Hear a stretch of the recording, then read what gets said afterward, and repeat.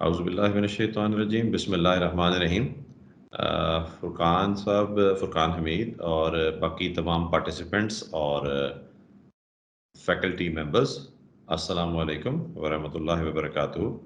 I hope आप तमाम लोगों का आज का दिन खैरियत से गुजरा होगा और आप आज का सेशन अटेंड करने के लिए जो है वो एक्साइटेड भी होंगे और कल का सेशन में जिस तरह हमारी एक अच्छी डिस्कशन भी रही और हमारा एक दूसरे से एक अच्छा इंटरेक्शन भी रहा, बहुत सारी चीज़ों पर बड़ी हेल्दी डिस्कशन भी हुई, व्यू पॉइंट्स भी आए पार्टिसिपेंट्स के, ये बड़ा इंकरेजिंग था।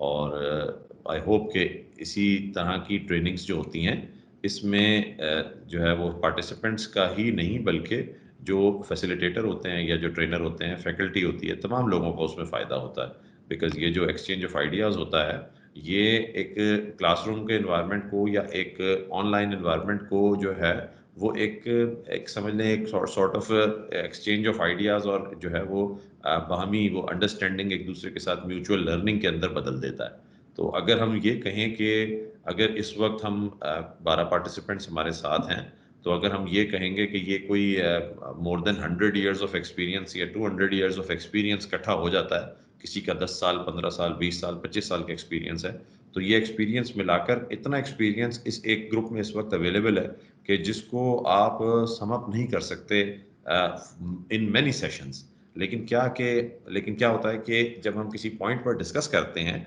तो आप अपना जो जो कल बैच कह रहा था कि एक थिंकिंग फैकल्टी आपकी यूज़ हो रही हो, एक थिंकिंग प्रोसेस आपका यूज़ हो रहा हो, वो बेसिकली हमारा मकसद होता है कि इस हवाले से आप सोचें, जिस मौजू पे हम बात कर रहे हैं, जिस टॉपिक को हम टच कर रहे हैं, जो डायमेंशंस उस टॉपिक की हम बता रहे हैं, आप उसके बारे में थिंकिंग शुरू करें और फिर उसको रिलेट कर सकें अपने एक्सपीरियंसेस से या अपनी रूटीन जॉब से और अपने सामने आने वाले चैलेंजेस से उस जॉब में, जो कि कल बड़ा इफ़ेक्टिवली एक चीज़ मैंने देखी कि ये हमारे उसमें नज़र आ रही थी हमारे सेशन में हमारे पार्टिसिपेंट्स के दरमियान। So it was very encouraging. So आज इंशाल्लाह ताला हम अपना सेकंड मॉड्यूल स्टार्ट करेंगे।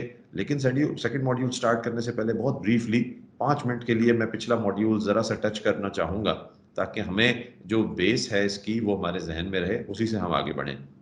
हमने पहले ये बात की थी कि क्राइसिस नेगोशिएशन जो पहला मॉड्यूल था उसमें हमने इसकी 2 टाइप्स बताई थी। एक इंस्ट्रूमेंटल सिचुएशंस बताई थी और दूसरी एक्सप्रेसिव सिचुएशंस बताई थी। इंस्ट्रूमेंटल सिचुएशन वो सिचुएशंस थी जिसमें कोई हाईजैकर, कोई अटैकर, कोई किडनैपर, जिसको हम सब्जेक्ट का नाम देते हैं। क्रिमिनल को असॉल्ट करने वाले को, हाईजैकर को, किडनैपर को हम सब्जेक्ट का नाम देते हैं।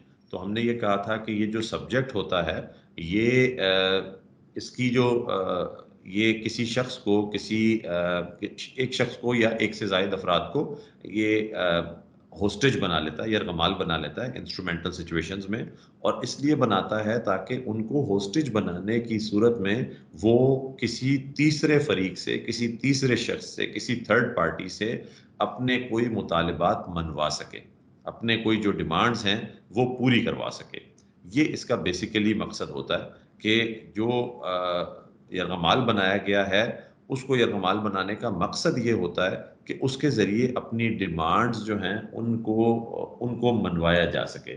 सो ये basically it is a basic hijacking या बेसिक किडनैपिंग या होस्टेज टेकिंग इंसिडेंट, जिसके अंदर जो होस्टेज है वो डायरेक्टली इन्वॉल्व नहीं होता इस सारी सिचुएशन में। उस होस्टेज का उस किडनैपर से या सब्जेक्ट से या क्रिमिनल से ज़ाती तौर पे कोई लेना देना नहीं होता, लेकिन वो उसको उस वक्त होस्टेज बनाकर उसके ज़रिए किसी थर्ड पार्टी से अपने मुतालबात मनवाने की कोशिश कर रहा होता है और ये कह रहा होता है कि अगर मेरे मुतालबात मान लिए गए तो मैं इसको कोई नुकसान नहीं पहुंचाऊंगा, और अगर मेरे मुतालबात पे अमल दरामद ना किया गया तो इसको नुकसान पहुंचाऊंगा या इसे नुकसान पहुंचेगा।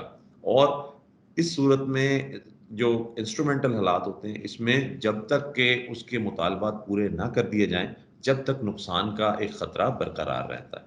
जबकि एक्सप्रेसिव हालात के बारे में, एक्सप्रेसिव सिचुएशंस के बारे में हमने बताया था कि ये वो सिचुएशंस होती हैं जहां पर कोई शख्स जो है वो इजहार ख्याल, वो सिर्फ अपना एक्सप्रेशन करने के लिए, अपनी फ्रस्ट्रेशन बताने के लिए बाज़ औक़ात अपना रिलीजियस, पॉलिटिकल या इमोशनल, साइकोलॉजिकल ट्रॉमा बयान करने के लिए, अपना स्टेट ऑफ माइंड बयान करने के लिए किसी शख्स को गिरफ्तार कर लेगा, किसी शख्स को महबूस कर लेगा, उसे हब्स बेजा में रखेगा, या खुद अपने आप को सुइसाइडल टेंडेंसी की तरफ ले जाएगा, और फिर वो इस तरह से एक अटेंशन गेन करेगा। अटेंशन गेन करने के बाद अपने मुतालबात या अपने मसाइल बताएगा, लेकिन कोई ठोस मुतालबा उसके साथ नहीं होगा।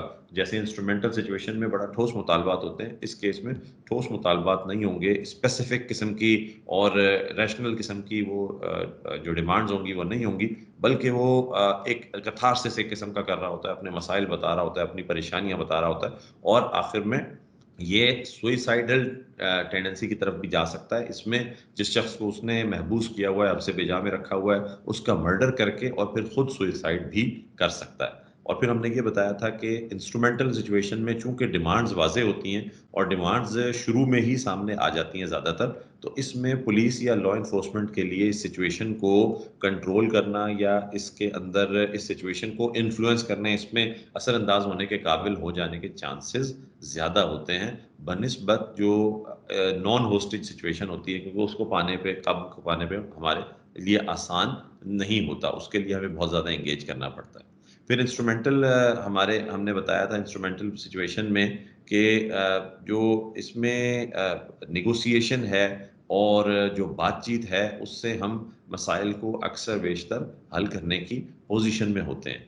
लेकिन इसके लिए क्या होता है कि इसमें जो हमारा बेसिकली इसमें एक एक समझ लें कि आप एक शो ऑफ फोर्स भी कर रहे होते हैं कहीं, और उसके ज़रिए से भी एक किस्म का कंटेन करने की कोशिश कर रहे होते हैं सिचुएशन को, और वक़्त का इस्तेमाल करते हैं ताकि बार्गेनिंग हो सके।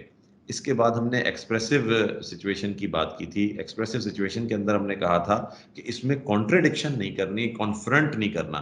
कॉन्फ्रंट करने की वजह से क्या हो सकता है कि वो शख्स जो ये एक्सप्रेसिव सिचुएशन का शिकार है या इसका सब्जेक्ट है, वो फ्रस्ट्रेट हो सकता है, वो रिटेलिएट कर सकता है, वो नुकसान पहुंचा सकता है उस शख्स को जिसको उसने गिरफ्तार किया हुआ या हब्से बेजा में रखा हुआ, या खुद को भी नुकसान पहुंचा सकता है। और कल वजह से हमारे एक पुलिस ऑफिसर ने एग्जाम्पल दी थी कि वो अपने आप को नुकसान पहुंचा सकता था, हमें नुकसान पहुंचा सकता था, उसके हाथ में पिस्तौल था, जो कुछ वो कर चुका था वो तो कर चुका था, लेकिन अब उसे कंटेन करना इंपॉर्टेंट था। तो उसे बातचीत के जरिए एतमाद दिला के, बल्कि इवन शाबाशी देके कि तूने अच्छा काम किया, तुमने बिल्कुल ठीक किया, कोई ऐसी बात नहीं है, और ये है वो है, कोई भी होता वो ऐसा करता, इस तरह करके उसका एतमाद जीता गया, उसका कॉन्फिडेंस विन किया गया और उसका ट्रस्ट विन किया गया, और उसके बाद फिर उससे वेपन ले लिया गया और फिर उसे कंटेन कर लिया गया। तो ये एक्सप्रेसिव सिचुएशंस के अंदर इस तरह के हालात होते हैं, इनमें नॉन थ्रेटनिंग टोन रखने की ज़रूरत होती है। फिर उसके बाद हमने एक्सप्रेसिव सिचुएशन में ये बताया था कि आपके पास चूँकि वाज़ेह तौर पे कोई क्लियर ऑब्जेक्टिव्स नहीं होते, तो वो बेसिकली एक इमोशनलिज़्म चल रहा होता है, एक सेल्फ डिस्ट्रक्शन की तरफ या अपने आप को नुकसान पहुँचाने की तरफ भी वो शख्स माइल होता है। और इसमें चूँकि जो अक्ल अक्ल और शऊर काम नहीं कर रहा होता, क्योंकि आपको पता है जब भी इमोशनल इंसान होता है, जिस कदर ज़्यादा इमोशनल होगा, उतना अक्ल का इस्तेमाल कम होगा। इस वजह से यहाँ पर ये चीज़ एंगर या फ्रस्ट्रेशन या गुस्से की वजह से ये सारा कुछ हो रहा होता है। इसमें वो उसको पुलिस से कुछ चीज़ नहीं चाहिए होती, उसका पुलिस से कोई डायरेक्ट एक डिमांड या एक मुतालबा नहीं होता। उसका ज़्यादातर, अगर उसने किसी को होस्टेज बनाया होता है ऐसी सिचुएशन में, तो उसका फ़ोकस उस होस्टेज बनाए हुए शख्स से होता है। जैसे मैंने आपको एक मिसाल भी बताई थी कि वो एक शख्स था जिसने एक अपने मोहब्बत में नाकामी की सूरत में क्या किया कि एक लड़की को ये रुमाल बना लिया और पहले उसको मर्डर किया और उसके बाद खुद अपनी जान भी ले ली। तो ये एक्सप्रेसिव सिचुएशन के अंदर एक बड़ा ट्रिकी पॉइंट होता है कि वो खुद अपनी जान भी ले सकता है, उसको भी नुकसान पहुँचा सकता है। तो वो बेसिकली जो होमिसाइड हो यानी मर्डर हो और उसके बाद सुइसाइड हो, इसके चांसेस बहुत ज़्यादा होते हैं। और ये बहुत अनफॉर्चुनेट इंसिडेंट होता है अगर इस तरह हो जाए। तो पुलिस ऑफिसर या कोई भी जो वहाँ पर, ज़ाहिर-सी बात है हम फर्स्ट रिस्पॉन्डर हैं पाकिस्तान भर में, पुलिस सबसे पहले रिस्पॉन्ड करने वाला इदारा है, तो हमारी कोशिश ये होती है कि हम ऐसी सिचुएशन को होने से बाज़ रखें। यानी ये जो इंतहाई कदम उठाने वाला शख्स है, इसे हम इंतहाई कदम उठाने से किसी न किसी तरह बातचीत के ज़रिए उसको अंडरस्टैंडिंग पैदा करके, उसको किसी तरीके से आमादा करके उसे रोकने के काबिल हो जाएँ। और इस तरह की एग्ज़ाम्पल भी हमारे जो पार्टिसिपेंट्स हैं, उन्होंने हमसे शेयर की थी। So it it was a very good and healthy discussion yesterday. और आज फिर हम अपने नेक्स्ट मॉड्यूल की तरफ जा रहे हैं, और हमारे नेक्स्ट मॉड्यूल का नाम है हिकमत अमली और टेक्निक, यानी स्ट्रेटजीज एंड टेक्निक्स। इसमें जो क्राइसिस नेगोशिएशन है, इसमें हमने स्ट्रेटजीज क्या यूज़ करनी है और टेक्निक्स क्या यूज़ करनी है मुख्तलिफ हालात में, हमने ये बेसिकली यहाँ पर डिस्कस करना है। और इसमें जो हम अपने लर्निंग आउटकम्स की बात करेंगे कि हम इसमें क्या, इस सेशन से हम हासिल क्या करना चाहें, तो इसमें हम ये समझेंगे कि जो टाइम है, टाइम की कितनी इंपॉर्टेंस है और टाइम को आप किस तरीके से इस्तेमाल कर सकते हैं। इस तरह जो बिहेवियर है, जो एहसासात हैं, जो जज़्बात हैं, तासुरात हैं, उनसे उनका कितना इम्पोर्टेंस है इसमें, उसके बारे में हम बताएँगे। फिर उसमें जो हमारा सब्जेक्ट है, कल भी हमने बात की थी और वर्ड सब्जेक्ट के ऊपर मैं अक्सर फ़ोकस करता हूँ, क्योंकि फ़ोकस करने की ज़रूरत है। सब्जेक्ट ही वो चीज़ होती है जिस पे आपका फ़ोकस होता है। सब्जेक्ट वो चीज़ होती है जिसके ऊपर आप तमाम अपनी एनर्जीज़ लगाए होते हैं, तमाम अपना फ़ोकस, तमाम अपनी अटेंशन उसको दे रहे होते हैं, और सब्जेक्ट ही वो चीज़ होती है जो किसी भी सिचुएशन में सबसे इम्पोर्टेंट आपके लिए होता है। तो यहाँ हम अपने होस्टेज टेकर को या अपने अटैकर को, उस क्रिमिनल को हम सब्जेक्ट का नाम दे रहे होते हैं।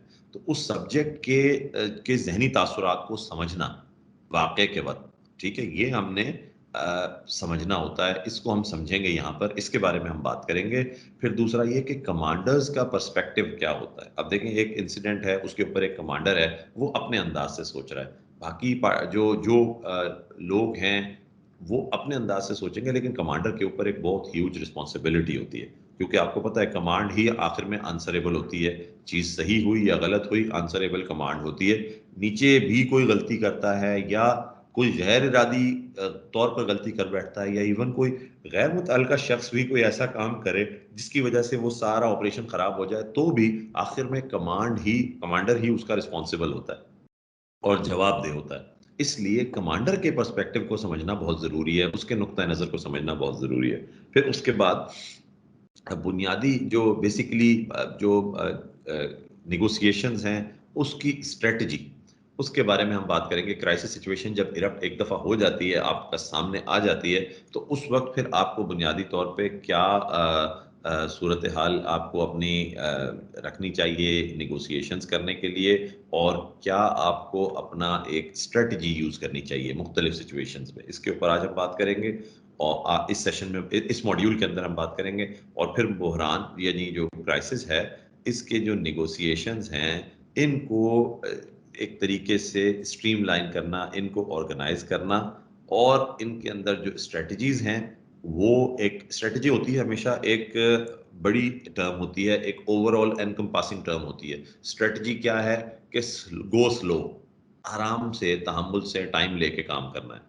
फिर नीचे टेक्निक्स, टेक्निक्स क्या होती है कि टाइम लेने के लिए क्या करना है, उससे बातचीत करनी है, उसे इंगेज करना है, उससे किसी चीज़ को मंगवाने की बात करनी है, फलां चीज़ के लिए उससे टाइम मांगना है, उसको गुफ्तगू में, बातों में उलझा के उससे टाइम मांगना है। ये है टेक्निक्स। स्ट्रेटजी, आपका मकसद क्या है जो आप हासिल करने जा रहे हैं, किस तरीके से वो मकसद हासिल करने जा रहे हैं, दैट इज स्ट्रेटजी। और टेक्निक्स, अब जब ये जो तरीका है, इसको इम्प्लीमेंट करने के लिए क्या छोटी-छोटी टेक्निक्स आप यूज़ कर रहे हैं, क्या छोटे-छोटे स्टेप्स आप लेने जा रहे हैं, जिसके ज़रिए से आप अपना ये मकसद हासिल करेंगे। So that is the difference between strategy and techniques. तो हम यहाँ पर हिकमत अमली जिसे हम कह रहे हैं, स्ट्रेटजी वो भी, और जो टेक्निक्स, उसके लिए जो छोटे-छोटे स्टेप्स हैं, जो एक-एक कदम है जिसके ज़रिए आपने आगे बढ़ना है, उनका भी हम डिस्कस करेंगे।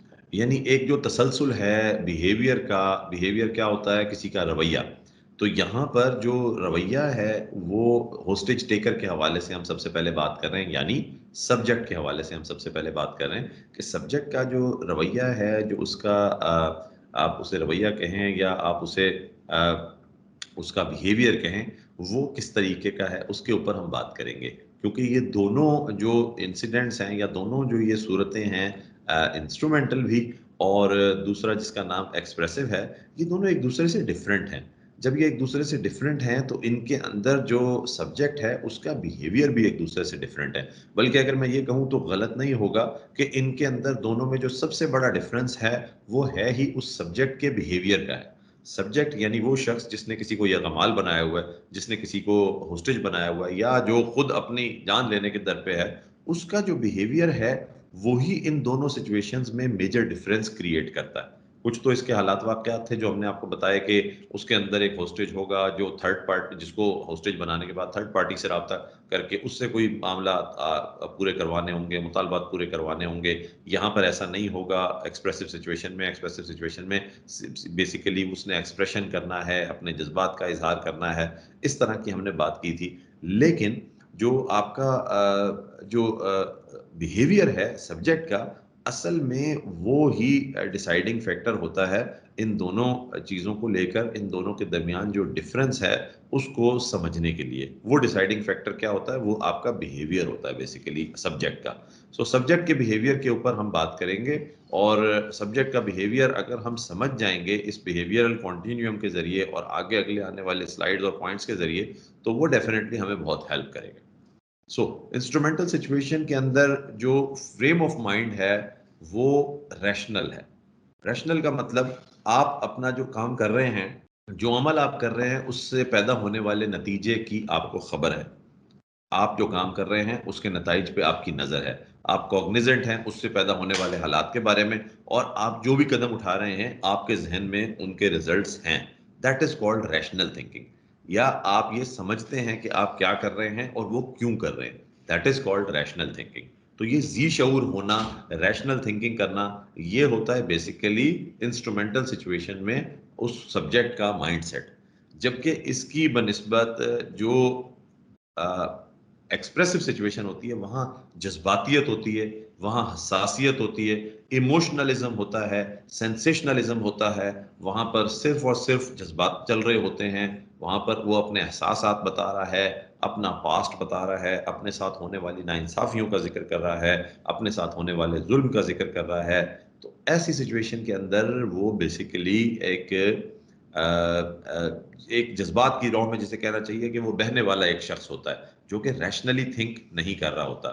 अच्छा, दूसरा पॉइंट का डिफरेंस क्या है कि मकसद, जो इंस्ट्रूमेंटल सिचुएशन है उसमें जो उसकी डिमांड है, जो उसका गोल है, जो उसका ऑब्जेक्टिव है, उसकी तरफ उसकी सारी डायरेक्शन होती है, उसकी तरफ उसकी सारी सोच मरकूज होती है। उसका हर अमल, उसका हर एक्शन उस सब्जेक्ट का, वो आपको ये बता रहा होता है कि ये अपना मकसद हासिल करने के लिए बहुत पुरअज़म है, और ये अपना मकसद हासिल करने के लिए ही ये कदम उठा रहा है। जो कदम भी वो उठा रहा होता है, वो इर्रेशनली या जज्बातियत के तहत नहीं उठा रहा होता, बल्कि उसके पीछे अंडरलाइंग जो फैक्ट होता है वो यही होता है कि वो अपना मकसद हासिल करना चाह रहा है, और वो हर गुजरते वक्त के साथ और हर बढ़ते कदम के साथ अपने मकसद से करीब होना चाहता है। जबकि जो एक्सप्रेसिव सिचुएशन है, वहां पर एक शख्स है जिसका कोई क्या उसको कह सकते हैं कि कोई क्लियर गोल ही नहीं है, जो क्लियर ऑब्जेक्टिव ही नहीं है। जब एक शख्स के सामने कोई क्लियर ऑब्जेक्टिव ही ना हो, जैसे आम जिंदगी में भी ले लेंगे, किसी शख्स के सामने कोई क्लियर ऑब्जेक्टिव नहीं है, तो उसके जो एक्शंस होंगे उनमें कोई रब्त नहीं होगा। उसकी जो बातें या उसके जो अमल होंगे, उनके दरमियान कोई रब्त, कोई कनेक्शन, कोई कनेक्टिविटी नजर नहीं आएगी आपको। जबकि इसके बरक्स, जिस शख्स के पास एक सेंस ऑफ डायरेक्शन है, एक गोल है जिसे उसने अचीव करना है, तो वो स्टेप बाय स्टेप उसकी तरफ बढ़ता रहेगा। सो यहाँ पर इंस्ट्रूमेंटल में एक वाज़ेह गोल मौजूद है, जबकि एक्सप्रेसिव में चूंकि वाज़ेह गोल है ही नहीं, इसलिए उसका जो अमल है वो भी इस किस्म का सिस्टमेटिक, ऑर्गेनाइज्ड नहीं होता। फिर यहाँ पर जो इंस्ट्रूमेंटल होता है, इसमें होती हैं सब्सटेंटिव डिमांड्स। ऐसी डिमांड जिसके अंदर कोई वजन होता है, जिसका कोई मकसद समझ में आ रहा होता है, और जिसको पूरा करने का कोई कोई टाइम फ्रेम कोई समझ में आ सकता है, कोई तरीका समझ में आ सकता है। जबकि जो एक्सप्रेसिव सिचुएशन है, उसके जो मुतालबात होते हैं वो बेमानी किस्म के होते हैं, वो नॉन सब्सटेंटिव होते हैं, वो सेंसलेस होते हैं, वो इर्रेशनल होते हैं, वो बाज़ औक़ात बड़े इम्प्रैक्टिकल होते हैं। मिसाल के तौर पे कोई शख्स आता है, और अब एक सिचुएशन ऐसी ले लें कि जी अदालत ने उसके खिलाफ फैसले कर दिए थे। अब वो जनाब अली कहीं पहुँचा है, और वहाँ जाकर उसने किसी को यरगमाल बना लिया, या कोई सिचुएशन इस किस्म की क्रिएट कर ली, और वहाँ जाके कहता है कि मैं कहता हूँ कि ये इस मुल्क में अदालतें किसी काम की नहीं है, इस मुल्क की अदालतें ही बंद कर दो। अब ये उसके कहने से क्या कोई इस मुल्क की सारी की अदालतें कोई बंद कर देगा एक आदमी के लिए? नहीं करेगा, ये लाज़मी बात है। उसको तो ये बात खुद सोचनी चाहिए, लेकिन उस वक़्त उसका जज़्बातियत इतना ज़्यादा होती है, जज़्बातीपन इतना ज़्यादा होता है, इमोशनल वो इतना ज़्यादा है, उसकी इमोशनल स्टेट इस कदर वॉलेटाइल है कि वो अपनी कही हुई बातों के रद्द-ए-अमल का, या अपने कही हुई बातों के रिज़ल्ट्स के बारे में खुद भी वाज़ेह नहीं होता कि ये क्या रिज़ल्ट इन बातों से निकल सकता है, और आया ये वर्केबल हैं या नहीं। लिहाजा वो इर्रेशनल किस्म की बातें कर रहा होता है। तो दोनों सब्जेक्ट्स के बिहेवियर के डिफरेंस को समझें। ये डिफरेंस क्यों समझना ज़रूरी है? ये डिफरेंस इसलिए समझना ज़रूरी है कि देखिए, this is the man you are going to deal with. This is the man who is going to be the part of, who is going to be the center of your focus for the next maybe few minutes or few hours or few days. लेकिन जैसे आपने अभी मिसाल ली थी, बात की थी आपने स्टॉकहोम के वाक़ये की और म्यूनिख के वाक़ये की, और आपने अपने शहरों में होने वाले वाक़यों की बात की थी, तो कहीं 2 मिनट, 15 मिनट, 1 घंटे के अंदर मसला हल हो गया। म्यूनिख के अंदर वो 1 दिन के अंदर ही सारा काम हो गया या दूसरे दिन तक, और जो स्टॉकहोम था वहाँ 6 दिन तक वो एक्टिविटी चलती रही। तो जिस शख्स के साथ आपकी तमाम तर तवज्जो के साथ आपने इतना ज़्यादा फ़ोकस होके और इतनी देर उसके साथ चलना है, उसका माइंडसेट समझना बहुत ज़रूरी है। ये माइंडसेट समझने से आप आधा उस काम को हल करने के काबिल हो जाते हैं। ठीक है? सो उसके माइंडसेट को अंडरस्टैंड करना, उसे रीड करना और उसे प्रेडिक्ट करने के काबिल हो जाना, ये बहुत कमाल है, और ये आपको बहुत ज़्यादा एज दे देता है इस सिचुएशन में, आपकी कामयाबी के चांसेस बहुत बढ़ जाते हैं। इसके बाद हम नेक्स्ट स्लाइड पे चलते हैं। इसमें हम बात करते हैं कि जो टाइम गुज़रता है, टाइम गुज़रने के साथ क्या-क्या हो रहा होता है।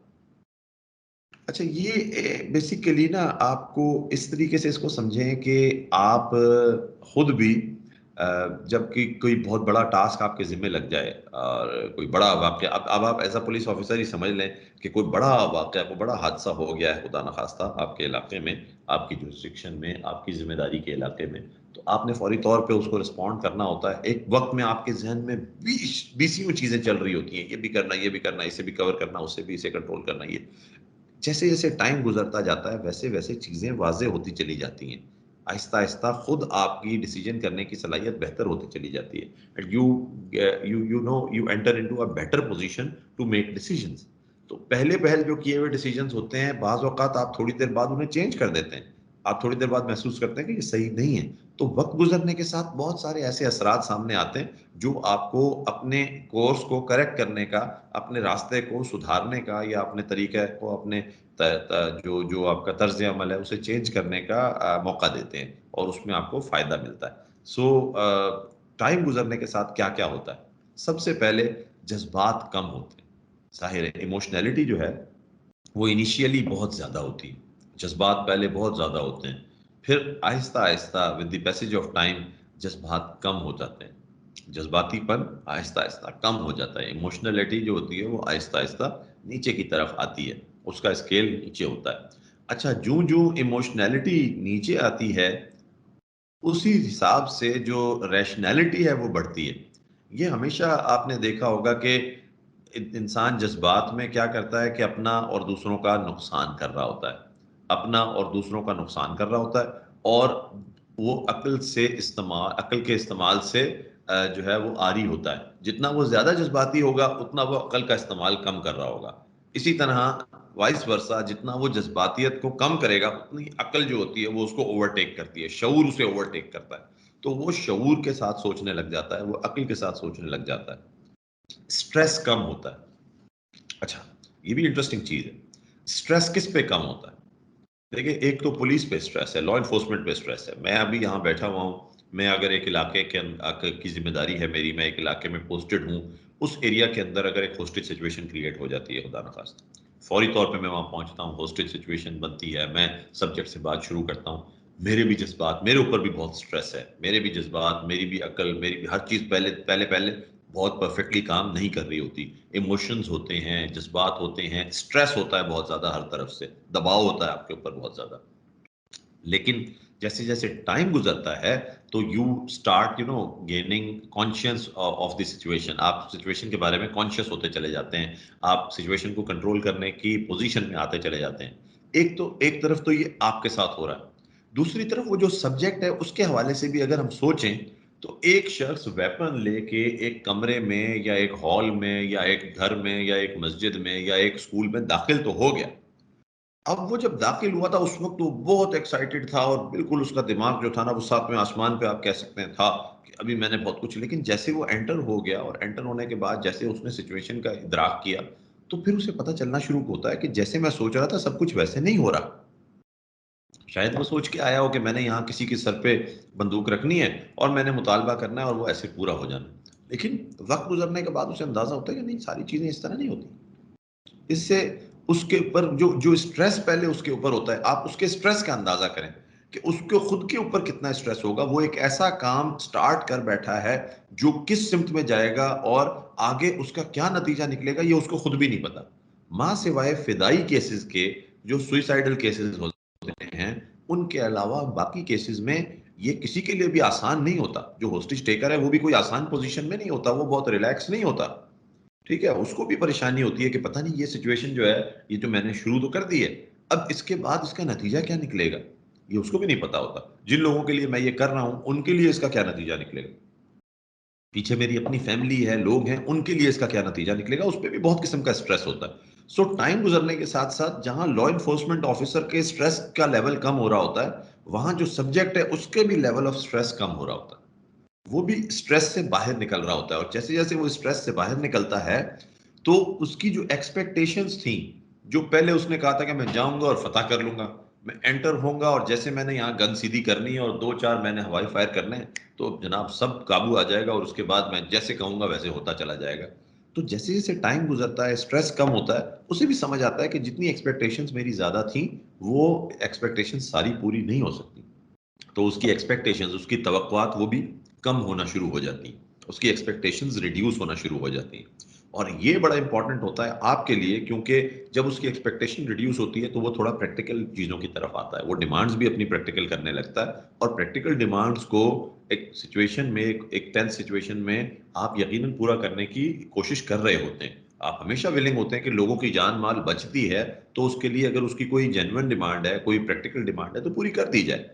इस वक्त से, इस सिचुएशन से निकलने के लिए, बाद में उसके खिलाफ जो एक्शन लेना लेते रहेंगे, इस वक्त कम से कम सिचुएशन से निकलने के लिए ये किया जाए। फिर क्या होता है कि जैसे टाइम गुजरता है और आप कम्युनिकेशन स्टार्ट कर चुके हैं, ये उस वक्त की बात हो रही है जब कम्युनिकेशन स्टार्ट हो चुकी है, तो जैसे जैसे टाइम गुजरता जा रहा है, आपके यानी लॉ इन्फोर्समेंट ऑफिसर के, पुलिस ऑफिसर के और सब्जेक्ट के दरमियान एक रेपो बिल्ड हो रही है, एक कनेक्शन बिल्ड हो रहा है, वो एक ताल्लुक जो है वो एक दूसरे से कायम हो रहा है। और उस ताल्लुक के अंदर जो जो जो ट्रस्ट है, जो एतमाद है, वो आहिस्ता-आहिस्ता आ रहा होता है। किस तरह आ रहा होता है कि मैंने कल भी जैसे किसी एक मौजू पे बात की थी कि जब आप सिंसेरिटी ऑफ पर्पस शो करते हैं, जब आप ये बताते हैं कि हाँ, जो कुछ मैं कह रहा हूँ आई मीन इट, मैं सिर्फ वक्त को गुजारने के लिए या आज का दिन गुजारने के लिए या आपको सिर्फ बेवकूफ़ बनाने के लिए या आपसे सिर्फ अपनी मर्जी पूरी कराने के लिए मैं ये नहीं कर रहा हूँ। मैं एक्चुअली प्रैक्टिकली इस बात को हल करने की कोशिश कर रहा हूँ। मैं आपके मसले को हल करने की कोशिश कर रहा हूँ। मैं आपके मुतालबे को पूरे करने की या करवाने की कोशिश कर रहा हूँ। जितनी मेरे बस में है, मैं उतनी कोशिश कर रहा हूँ या उससे बढ़ के कोशिश कर रहा हूँ। तो ये जो स्टेप्स आपके होते हैं, सीबीएम्स इन्हें कहते हैं, कॉन्फिडेंस बिल्डिंग मेजर्स। ये कॉन्फिडेंस बिल्डिंग मेजर्स जो होते हैं, ये आपका कॉन्फिडेंस बढ़ाते हैं उस शख्स से जो आपका सब्जेक्ट है, जो आपके सामने है।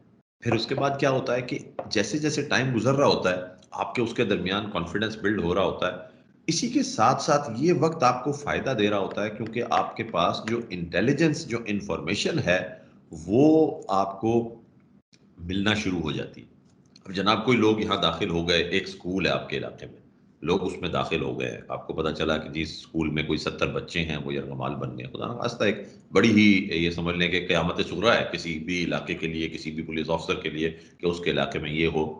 अब आप बात करना शुरू करते हैं, आप रेपो बिल्ड करना शुरू करते हैं, आप गुफ्तगू करते हैं, आप उनसे उनके मुतालबात पूछते हैं, ये सब कुछ करते हैं। लेकिन साथ ही साथ आप ये भी कोशिश कर रहे होते हैं एज़ अ पुलिस ऑफ़िसर कि मुझे इनके बारे में इंटेलिजेंस इन्फॉर्मेशन तो मिले। ये कौन लोग हैं? ये कहाँ से आए हैं? इनका किससे ताल्लुक है? इन्होंने यहाँ आने का रास्ता कैसे निकाला? इनका रास्ता बनाने वाला कौन था? इन सारी चीज़ों को उस मौके पे पता होना आपको बहुत फ़ायदा दे सकता है। क्योंकि उन लोगों का, मिसाल के तौर पे आपको ये पता चल जाता है कि यहाँ पर काम करने वाला एक फलां शख्स जो था, वो इसने इनको ये दरवाज़ा पीछे वाला खोल के दिया और ये दाखिल हुए। इसका मतलब उस शख्स का और इनका कोई आपस में कनेक्शन है। इसका मतलब है कि ये होस्टेजेस तो इनके लिए कोई मायने नहीं रखते, लेकिन वो शख्स तो इनके लिए मायने रखता है ना। तो अगर आपको ये इंटेलिजेंस मिल जाती है कि यहाँ पर इनका एक बड़ा ख़ास आदमी है और उस ख़ास आदमी का नाम आपको पता चल जाता है, तो आप सबसे पहले उस ख़ास आदमी को पिक करके एक लेवरेज तो ले सकते हैं कि इस आदमी को, जैसे उसने कुछ लोगों को होस्टेज बनाया हुआ है, वैसे इस आदमी को हम काबू कर लें, जो उसका ख़ास आदमी था। अगर ये इन्फॉर्मेशन, इंटेलिजेंस आपको मिल जाती है, बाज़ औक़ात आपको जो किडनैपर है उसकी आइडेंटिटी मिल जाती है सब्जेक्ट की। आइडेंटिटी मिलती है, आपको पता है इसकी फैमिली कहाँ है, इसके लोग कहाँ हैं, आप फौरन वहां पहुंचते हैं और उन लोगों को काबू कर लेते हैं कि कल को इसको मजबूर किया जा सकता है। जब बातचीत शुरू होगी, जब निगोसिएशन शुरू होगी, हम इसे मजबूर कर सकेंगे कि तुम्हारे पास जो लोग हैं उनसे तो कोई तुम्हारा ताल्लुक नहीं है, लेकिन जो हमारे पास लोग हैं, they are your family, they are your people.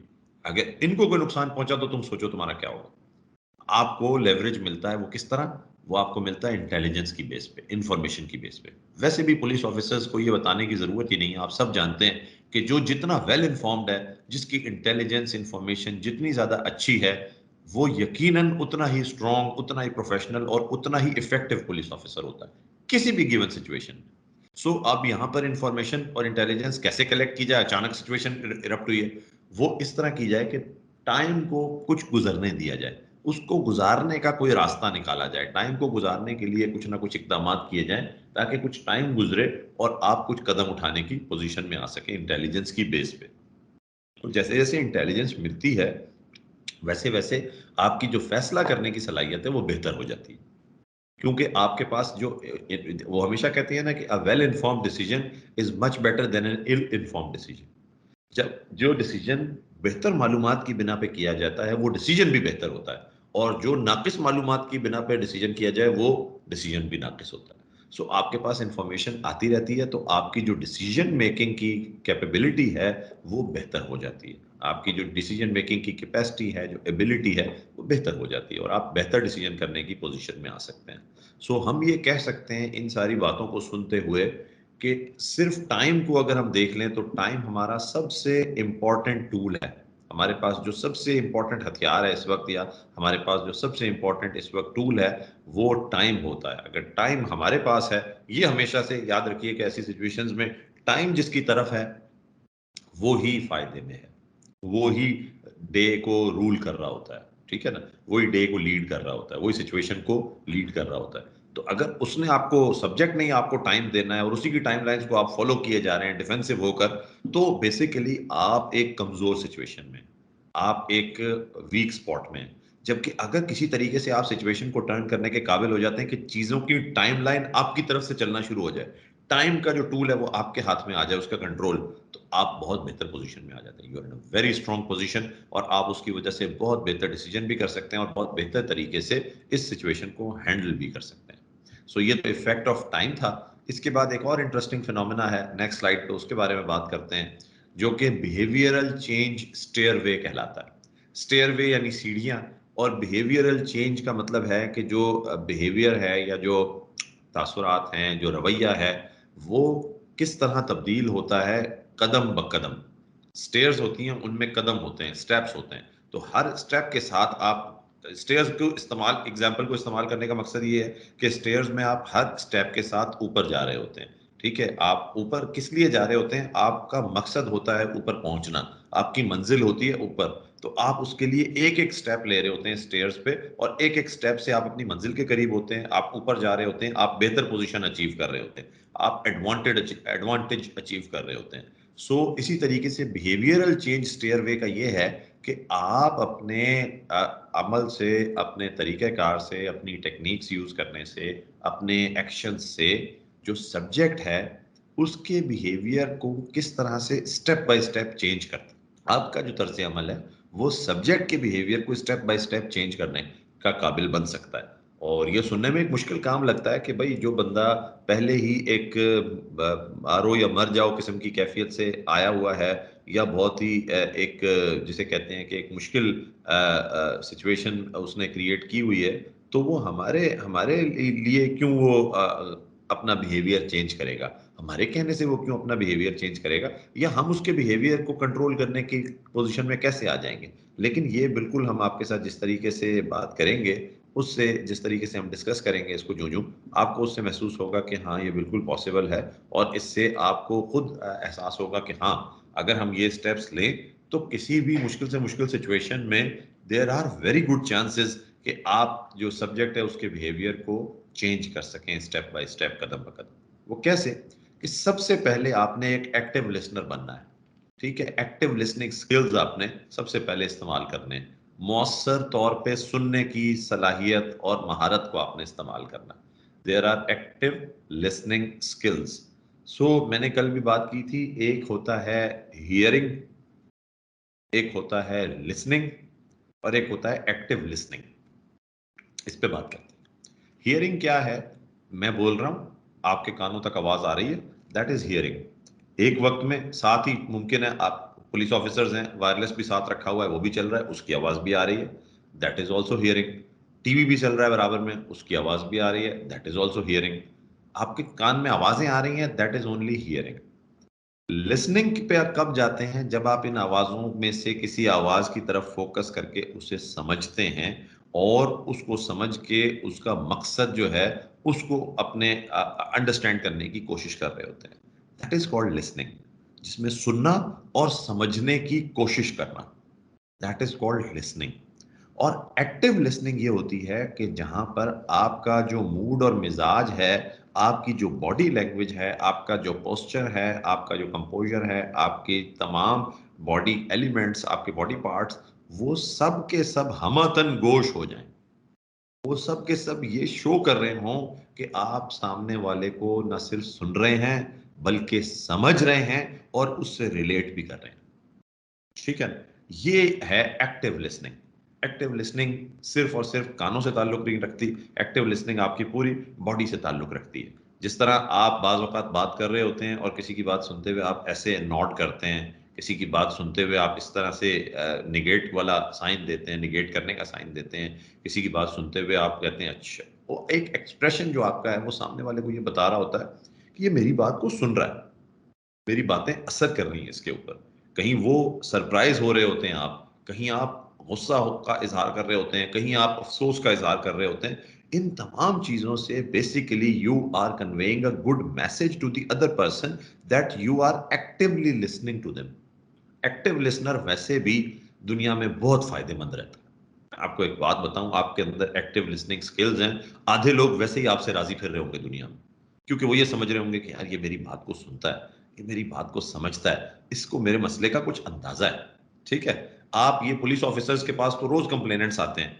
अब बाज औकात ऐसा होता है कि हम रश ऑफ वर्क में होते हैं, किसी ने को बात की, हम आधी बात काट के अच्छा मुझे समझ में आ गई, अब भाई वो बोलेगा मैं आपके लिए पता नहीं कहां से चल के यहां तक पहुंचा हूं, और उसके बाद ना सिर्फ कहीं से चल के आज यहां पहुंचा हूं, आज के 2 घंटे छोड़े, मैं पिछले 3 महीने से या 2 साल से एक मसले से गुजर रहा हूं। और जब मैंने आपके सामने अपनी कथा सुनानी शुरू की, तो जनाब आपने 4-5 मिनट से 10 मिनट के अंदर मुझे इंटरप्ट करके बोला अच्छा अच्छा बस मैं समझ गया। भाई मैं तो 2 साल का गुबार लिए फिर रहा हूं दिल में, वो सुन तो लो। तो एक्टिव लिसनिंग स्किल्स जो हैं, उसमें पेशेंस बड़ी जरूरी है, उसमें सब्र और बर्दाश्त बड़ा जरूरी है। उस सब्र और बर्दाश्त के साथ साथ वाकई फोकस भी होना चाहिए, और मकसदियत भी होनी चाहिए, ऑब्जेक्टिविटी भी होनी चाहिए। ठीक है, तो आपका एक आम हालात की मैं बात कर रहा हूं, लेकिन अगर हम चला आ जाते हैं इस सिचुएशन पे जहां एक हॉस्टेज सिचुएशन है, तो यहां पर तो आपको सब कुछ छोड़ के सिर्फ इसी शख्स को सुनना है, क्योंकि he is the one who is going to decide how the day ends for you. यही वो शख्स है जिसने फैसला करना है कि आज का दिन कैसे खत्म होगा। आज शाम को आप खुश होकर घर जाएंगे, सेंस ऑफ अचीवमेंट के साथ घर जाएंगे, और फिर इस वाक्य को 1 साल 6 महीने बाद या बहुत दिन बाद बहुत सारे दोस्तों के साथियों के दरमियान बैठ के खुशी से सुनाएंगे, जैसे कि कल हमें एक हमारे पार्टिसिपेंट ने सुनाया, एक दो पार्टिसिपेंट्स ने सुनाया। ये होगा, या आप यहां से वापस जाते हुए अफसोस कर रहे होंगे, और आज का दिन आपका बहुत बुरा गुजर रहा होगा, और आप इस वाक्य के बारे में कभी जिक्र भी नहीं करना चाहेंगे जिंदगी में, इस दिन को फरामोश करना चाहेंगे, और भूल भी नहीं पा रहे होंगे, ये बार बार आपको याद आता रहेगा। इस चीज को डिसाइड करना है किसने? The subject that you are dealing with. So he is the person जो आपके फोकस, आपकी अटेंशन को सबसे ज्यादा उस वक्त डिजर्व करता है। उसको एक्टिव लिसनिंग की कम से कम एक्टिव लिसनिंग स्किल्स उसके साथ अडॉप्ट करें, और ये दिखाएं उसको कि आप उसको उसको ये महसूस कराएं। It is not, it should not only be done, it should be visible to him as well. ठीक है, ये महसूस भी उसे होना चाहिए, उसे नजर भी आना चाहिए कि आप उसे सुन रहे हैं, आप उसे सुन रहे हैं, और आप उसकी बात को तवज्जो से सुन रहे हैं, उसकी बात को और उसको अहमियत दे रहे हैं। आगे चलते हैं, दूसरा स्टेप, पहला पहला कदम एक्टिव लिसनिंग स्किल्स। दूसरा कदम एम्पथी। एम्पथी का मतलब होता है कि आप किसी की मसले को ऐसे महसूस करें जैसे आप खुद उस सिचुएशन में हैं। सिंपथी और एम्पथी में यही थोड़ा सा फर्क है कि सिंपथी में आप किसी के साथ हमदर्दी का सिर्फ इजहार कर रहे होते हैं, लेकिन एम्पथी में आप ऐसा महसूस कर रहे होते हैं जैसे ये सिचुएशन आपके साथ पेश आती तो कैसा होता। तो आप यहाँ एम्पैथी शो करें और ये करें कि आप, क्योंकि देखें बेसिकली मैं आपको एक बात बताऊं, हम पुलिस ऑफिसर्स हैं, हम जो पुलिस ऑफिसर्स हैं, हमने एक तो ये नजर की ऐनक है ना जो मैंने पहनी हुई, तो ये तो किसी ने पहनी है किसी ने नहीं, लेकिन एक खास ऐनक है जो हमने वैसे पहनी हुई है सबने, पुलिस ऑफिसर्स ने। वो ऐनक है सही और गलत की। हम लोग सही और गलत के ग्लासेस को दुनिया को देख रहे होते हैं। हमारे अपने राइट और रॉन्ग के पैरामीटर्स होते हैं, हमारे अपने गुड और बैड के पैरामीटर्स होते हैं, और हम उससे दुनिया को देख रहे होते हैं। तो हमें इस ऐनक को उतार के अपने सब्जेक्ट को देखना पड़ेगा, क्योंकि अगर इस ऐनक के साथ हम देखेंगे ना, तो हम यही कहेंगे कि क्रिमिनल है, बुरा आदमी है, गलत बात कर रहा है, इसकी तो बात ही नहीं सुननी चाहिए, ये तो आगे लोगों को मुश्किल में डाला हुआ है, तो जिंदगी अजाब कर रखी है, इसकी बात सुनेंगे हम? नहीं, इस तरह नहीं। एक एम्पैथी आप अपने अंदर डेवलप करें। मैं नहीं कह रहा कि आप कोई उससे हमदर्दी का इजहार करना शुरू कर दें और वाकई एक अफेक्शन उसके लिए क्रिएट कर लें, लेकिन एक ऐसा जरूर सोचें कि अगर इस सिचुएशन में आप होते तो आप क्या महसूस कर रहे होते, ताकि आप ये समझ सकें कि वो किस तरह की सिचुएशन से गुजर रहा है और क्या महसूस कर रहा है। और अगर आपको ये समझ आ जाएगा कि वो क्या महसूस कर रहा है, तो फिर आप ये भी समझ सकेंगे कि ऐसा महसूस करने वाला शख्स आगे क्या कर सकता है, और उसको वो रोकने के, उस काम से रोकने के लिए आपको क्या करना चाहिए। इसलिए आपको एम्पैथी एक बिल्ड करनी चाहिए। फिर उसके बाद जब ये भी स्टेप हो गया, तो इससे अगला स्टेप, इससे ऊपर के स्टेप पे आप जाते हैं, जहां आप उसके साथ रैपो बिल्ड करते हैं। वो रैपो जो होता है वो ताल्लुक होता है, वो एतमाद होता है, वो ट्रस्ट होता है। जब वो आप बिल्ड करते हैं, तो बेसिकली आप उस सामने वाले शख्स को ये बता रहे होते हैं कि भाई, out of this whole bunch of people, ठीक है, that may be watching you, that may be engaged with you, I am the one जिसने के आपके मसले को हल करना है। मैं वो शख्स हूं जो चाहता हूं जेन्युइनली कि आप इस प्रॉब्लम से बाहर आ जाए। मैं वो शख्स हूं जो चाहता हूं कि आपका मसला हल हो जाए। और मैं वो शख्स हूं जो चाहता हूं कि आपको नुकसान ना पहुंचे। इस किस्म के ट्रस्ट को जब आप उसके साथ बिल्ड करने में काबिल हो जाते हैं, रेपो बिल्ड करने में काबिल हो जाते हैं, तो बेसिकली ये आपका एक सक्सेस होता है। यहीं से आपके सक्सेस का स्टार्ट हो रहा होता है। फिर इससे अगला स्टेप होता है असर रसूख कायम करना या इन्फ्लुएंस कायम करना। देखें, आपने कल कल मुझे बात की थी ना, इन्होंने जो हमारे पार्टिसिपेंट जिन्होंने कहा था कि वो शख्स पिस्टल लेके खड़ा हुआ था, और वो शख्स जो है वो सबकी तरफ देख रहा था, वो कभी पिस्टल लहरा रहा था, उसका कोई पता नहीं था कि वो अगला कदम ये उठाता कि जी गोली चला देता किसी की भी तरफ पिस्टल करके। इन्होंने उसका ट्रस्ट बिल्ड करने की कोशिश की। जैसे ट्रस्ट बिल्ड हुआ, तो उस ट्रस्ट बिल्ड होने के बाद वो बेसिकली सारे स्टेप्स इन्होंने लिए थे, इन्हें पता नहीं था। इन्होंने पहले उसकी बात को सुना, एक्टिव लिसनिंग स्किल्स हुए, फिर एम्पथी यानी कि बताया कि हाँ तुम सही कर रहे हो, तुम बिल्कुल, कोई भी होता तुम्हारी जगह वो ये करता। ये एक एम्पथी थी कि अगर मैं भी तुम्हारी जगह होता तो ये करता। फिर उसके बाद रेपो बिल्ड की, यानी उसके साथ एतमाद बनाया कि नहीं नहीं मैं तुम्हारे साथ हूँ बिल्कुल, और तो इन लोगों के खिलाफ एक्शन लेना चाहिए, ये वो फलाना। फिर उसके बाद इन्फ्लुएंस करने के काबिल हो गए। जब एक इत्मीनान कायम हो गया, तो उसके बाद ये उसे इन्फ्लुएंस करने के काबिल हो गए, कि जब इन्होंने इतना इन्फ्लुएंस उसके ऊपर अचीव कर लिया कि जब कहा कि अच्छा पिस्टल, ऐसे हाथ किया तो उसने इनके हाथ में पिस्टल दे दिया, बात खत्म हो गई। ये ऐसे ही जाते के साथ इन्होंने ऐसे कदम रखा और कहा मुझे पिस्टल दे दो, और उसने दे दिया, ये नहीं हुआ। ये सारे स्टेप्स इन्होंने अचीव किए थे, उसके बाद उसको इन्फ्लुएंस करने के काबिल हो गए।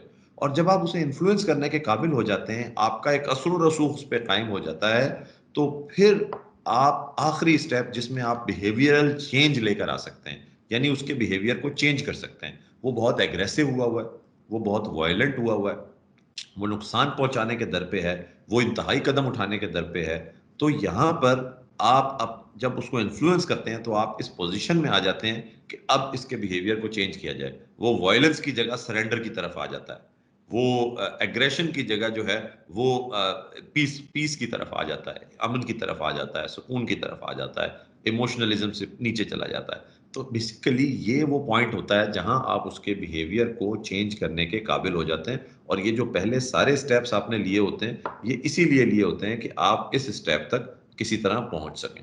सो ये हमारे नज़दीक एक बड़ा अच्छा एक स्टेयरवे की सूरत में, एक वो कदम ब कदम जो सीढ़ियां हैं उनकी सूरत में एक मॉडल बनाकर आपको दिखाया गया है कि किस तरह ऐसी किसी सिचुएशन में किसी के साथ एतमाद बिल्ड किया जा सकता है। और ये आपको सिर्फ और सिर्फ, मैं इसको ये समझता हूँ कि ये स्लाइड, वैसे भी स्लाइड्स भी आपसे शेयर की जा रही हैं सारी, तो ये स्लाइड जो है ये वैसे भी अपने पास संभाल कर रखें।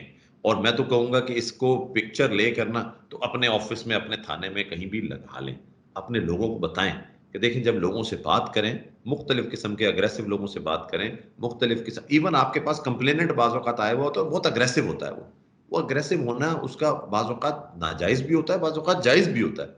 लेकिन अगर आप उससे इन स्टेप्स के थ्रू एक चलेंगे, बात करेंगे, कॉन्टैक्ट एस्टेब्लिश करेंगे, तो आप देखेंगे कि आहिस्ता-आहिस्ता वो काम डाउन होके एक टाइम पे there is a highly likelihood कि वो सरेंडर की तरफ भी चला जाएगा। वो बोलेगा जैसे आप कहते हैं वैसे कर लेते हैं। और ये अक्सर होता है कि जहाँ मरने-मारने को लोग आए होते हैं, वहाँ अच्छे कम्युनिकेटर, नेगोशिएटर जब बैठ के बात करते हैं, और पुलिस ऑफिसर्स में ये कमाल की सलाहियत मौजूद है आम लोगों की निस्बत। क्योंकि वो इतने किस्म की वैरायटी से डील कर चुके होते हैं और करते रहते हैं कि ये स्किल वैसे डेवलप होता रहता है उनमें, कि वो जो इतना वॉयलेंट किस्म के लोग आए होते हैं, वो आखिर में ये कह के जा रहे होते हैं, जी जैसे आप कहते हो वैसे हम करते हैं। ये हमने कत्लों के मौकों पे जाके देखा है, खुद करके अल्हम्दुलिल्लाह देखा है, और लोगों को करते हुए देखा है अपने ऑफिसर्स को, कि कत्ल हुए पड़े हैं, लोग मरने-मारने पे तुले हुए हैं, और आप वहाँ से ऐसे निकलते हैं कि लोग कहते हैं, अच्छा जी, जैसे आप कहते हैं वैसे हो। ये रेपो बिल्ड करने की बात है, और यही स्टेप्स उसके अंदर आप ले रहे होते हैं। बाज़ औक़ात अनकॉन्शियसली ले रहे होते हैं, लेकिन इनको जब आप सिखाएँगे तो आपके जूनियर्स भी इससे सीखेंगे, और ये फ़ायदा देगा सबको। So this was the behavioural change stairway. अब इससे आगे चलते हैं नेक्स्ट स्लाइड पे। यहाँ पर स्ट्रैटेजीज़ और टेक्निक्स के ऊपर हम वन बाय वन बात कर रहे होंगे। पहला ये कि जो इंस्ट्रूमेंटल सिचुएशन, उसके अंदर आपको क्या टेक्निक्स यूज़ करनी चाहिए। छोटे-छोटे स्टेप्स हैं, बहुत सारी बातें इसमें से आप कह सकते हैं कि ये तो इट्स इट्स वो जो अंग्रेज़ी में कहा जाता है कि इट्स एनीवन्स गेस, ये तो करना ही होगा, ये तो होता ही है, या ये तो कोई ऐसी बात नहीं है जो आपने बताई, ये तो हमें पता है कि इस तरह होना चाहिए। लेकिन इसमें कई ऐसे पॉइंट्स बीच में आ जाएँगे, जिनके हवाले से आपको महसूस होगा कि हाँ, ये पॉइंट आपके लिए फ़ायदेमंद था, ये पॉइंट आपके लिए नया था, या ये सीक्वेंस में अगर होता तो ज़्यादा बेहतर था, इस सीक्वेंस में किया जाएगा तो आपको इससे फ़ायदा होगा। अगर ये सीक्वेंस इस्तेमाल ना किया गया तो आपको नुकसान होने के चांसेस ज़्यादा थे। सो हमारे हिसाब से इन स्टेप्स को अगर आप पॉइंट टू पॉइंट पढ़ेंगे और समझने की कोशिश करेंगे, तो this will give you an advantage, आपको इसकी वजह से फ़ायदा होगा। तो चलते हैं पहली इसमें इंस्ट्रूमेंटल सिचुएशन की, जो उसने हमें इसमें स्लाइड में बताई गई हैं टेक्निक्स, उनके हवाले से। सबसे पहली चीज़ ये कि टाइम को बाय करना है आपने। टाइम को बाय करना आपके लिए सबसे इम्पोर्टेंट है। उसके लिए टाल-मटोल का लफ्ज़ हमारे यहाँ नेगेटिव सेंस में यूज़ होता है। उसकी जगह स्टॉल करना, या कोई ऐसे हीले-बहाने इस्तेमाल करना, या कह लें कि कोई ऐसी हरबे इस्तेमाल करना जिससे आप वक़्त हासिल कर सकें। लेकिन ये सेंसिटिविटी ऑफ द सिचुएशन को देखते हुए, ये नहीं है कि आप सामने उसको ऑफेंड करें, क्योंकि ऑफेंड तो किसी भी सूरत में आपने उसे करने की कोशिश नहीं करनी है। आपने ऑफेंड करने से तो हर सूरत में बचने की कोशिश करनी है। लेकिन फिर भी आपने टाइम गेन करना है। टाइम, अभी थोड़ी देर पहले भी हमने बात की थी कि ये आपका सबसे कीमती टूल हो सकता है, सबसे अहम टूल हो सकता है आपके पास। टाइम का वेपन आपने यूज़ करना है, टाइम का टूल आपने यूज़ करना है, टाइम को अपनी तरफ रखना है। Time should be on your side, not on the side of the subject. Time को इस्तेमाल करना, या टाइम को अपने फ़ायदे के लिए इस्तेमाल करना, टाइम को अपने मकासद हासिल करने के लिए इस्तेमाल करना, ये आपको फ़ायदा देगा। दूसरे नंबर पे जो सब्जेक्ट है, उसकी जो एक्सपेक्टेशंस हैं, उनको आहिस्ता-आहिस्ता कम करने की कोशिश करें। इसमें एक लफ्ज़ का इज़ाफ़ा करना होगा फुरकान, के मुताल्लिका फ़र्द की तवक्कुआत को कम करना, रिड्यूस करना उसे, ठीक है ना? तो ये कोशिश कीजिएगा कि नोट कर लें, ताकि इस करेक्ट कर दें हम थोड़ा, क्योंकि जो मुताल्लिका फ़र्द है यानी सब्जेक्ट, मुताल्लिका फ़र्द यहाँ सब्जेक्ट है। सब्जेक्ट आप लोगों को मैं बार-बार इसलिए रिपीट कर रहा हूँ because this is an important term. ये सब्जेक्ट है जो कि आपका किडनैपर है, होस्टेज टेकर है, क्रिमिनल है, टेररिस्ट है, जो भी आप उसे कहें, मुताल्लिका फ़र्द यहाँ सब्जेक्ट है। बल्कि मैं तो फुरकान आपको कहूँगा कि मुताल्लिका फ़र्द के साथ ना ब्रैकेट में सब्जेक्ट भी लिख दें। जहाँ-जहाँ ये टर्म आ रही है, ब्रैकेट में सब्जेक्ट लिख दें, ताकि हमारे सारे पार्टिसिपेंट्स इस बात को अज़बर कर लें कि सब्जेक्ट कहना है इसको हमने। तो ये जो सब्जेक्ट है, इसकी जो एक्सपेक्टेशंस हैं, उन्हें कम करना। अब वो एक्सपेक्टेशंस को कम करने का तरीका मुख्तलिफ हो सकता है। फौरी तौर पे बाज़ औक़ात हम ऐसे कह दें अगर मुँह खोल के कि भाई, अरे भाई ये थोड़ी हो सकता है। आप उसने कहा कि जो है ना वो मुझे जो है वो 10 लाख रुपए मेरे अकाउंट में ट्रांसफ़र करने हैं। आप कहा, अरे छोड़ दो, ये तो हो ही नहीं सकता, कभी भी नहीं हो सकता। ऐसा नहीं हो सकता। ये बात कहने के बजाय आप कहें कि हाँ, देखते हैं। ठीक है, कोशिश करते हैं, इसके लिए कुछ टाइम लगेगा, हमें कुछ किसी से बात करनी होगी, या वो कहता है कि जी मिसाल के तौर पे मेरे खिलाफ जो केसेस हैं उनको ख़त्म कर दिया जाए। तो अब कहते हैं कि इसके खिलाफ जो केसेस हैं वो ख़त्म करने हैं, वो किसने करने हैं, कौन सा फोरम है, फलाना है, क्या है, उसकी बात करने वो आप उससे कहते हैं अच्छा ठीक है भाई, हम चेक करते हैं कौन कर सकता है, क्या कर सकता है, अभी अथॉरिटीज से बात करते हैं, जो मुताल्लिका लोग हैं उनसे पूछते हैं, ठीक है। या वो कहता है जी मैंने फला जगह कोई चीज़ किसी से मेरा कोई तनाज़ा है, वो मेरा वो जो पेपर है वो साइन करवा के दें मुझे, ठीक है। तो वो जो मेरा प्रॉब्लम फंसा हुआ है उसको हल करवा के दें। ये उसकी जो है एक्सपेक्टेशंस हैं कि ये सब काम आप उसने जो 2 4 5 7 8 10 काम कहे हैं, ये सारे आप पूरे करा के देंगे, क्योंकि वो समझ रहा है कि इस वक्त वो अल्टीमेट पावर में है, वो अल्टीमेट कंट्रोल में है। तो उसकी जो ये सिचुएशन है इसमें उसकी एक्सपेक्टेशंस बहुत हाई हैं। जैसे जैसे आप टाइम गुजारते जाएंगे तो आप कोशिश करेंगे और आप इस पोजीशन में आ जाएंगे कि उसकी एक्सपेक्टेशंस को रिड्यूस किया जा सके। फिर दूसरा ये कि शुरू में वो शख्स जो है ना, जो सब्जेक्ट है, वो अपने आप को बहुत ताकतवर, अब जैसे मैंने अभी वर्ड ये यूज़ किया था कि वो अपने आप को कंट्रोल में फ़ील करता है। वो महसूस करता है कि ये he is the most powerful person, क्योंकि उसके पास एक गन है और उसके ज़ेर-ए-दस्त कोई 2-4 लोग हैं, होस्टेज हैं। तो इंस्ट्रूमेंटल सिचुएशन के अंदर ख़ास तौर पे तो वो ये कहता है कि जब तक इन लोगों की जान पे बनी हुई है, जब तक इनकी जान को नुकसान पहुँचाने की मैं पोज़ीशन में हूँ, जब तक तो मेरी कोई भी बात मान ली जाएगी। तो वो अपने आप को बहुत पावरफुल और बहुत अपने आप को in control of the things महसूस करता है। लेकिन ये चीज़ वक़्त के साथ-साथ कम होती है। ये इसको रिड्यूस करना या उसकी अंडरस्टैंडिंग, उसकी एक्सपेक्टेशंस को कम करना, उसके लिए आपको टाइम को यूज़ करना बड़ा ज़रूरी है। टाइम ही वो टूल है आपका, जिसे आप अगर मौसर तरीके से इस्तेमाल करेंगे, तो वो उसकी एक्सपेक्टेशंस को रिड्यूस कर देगा। फिर उसके बाद इसको किस तरह कर सकते हैं? ताख़ीरी हरबे इस्तेमाल करें। वो डिलेइंग टैक्टिक्स होती हैं।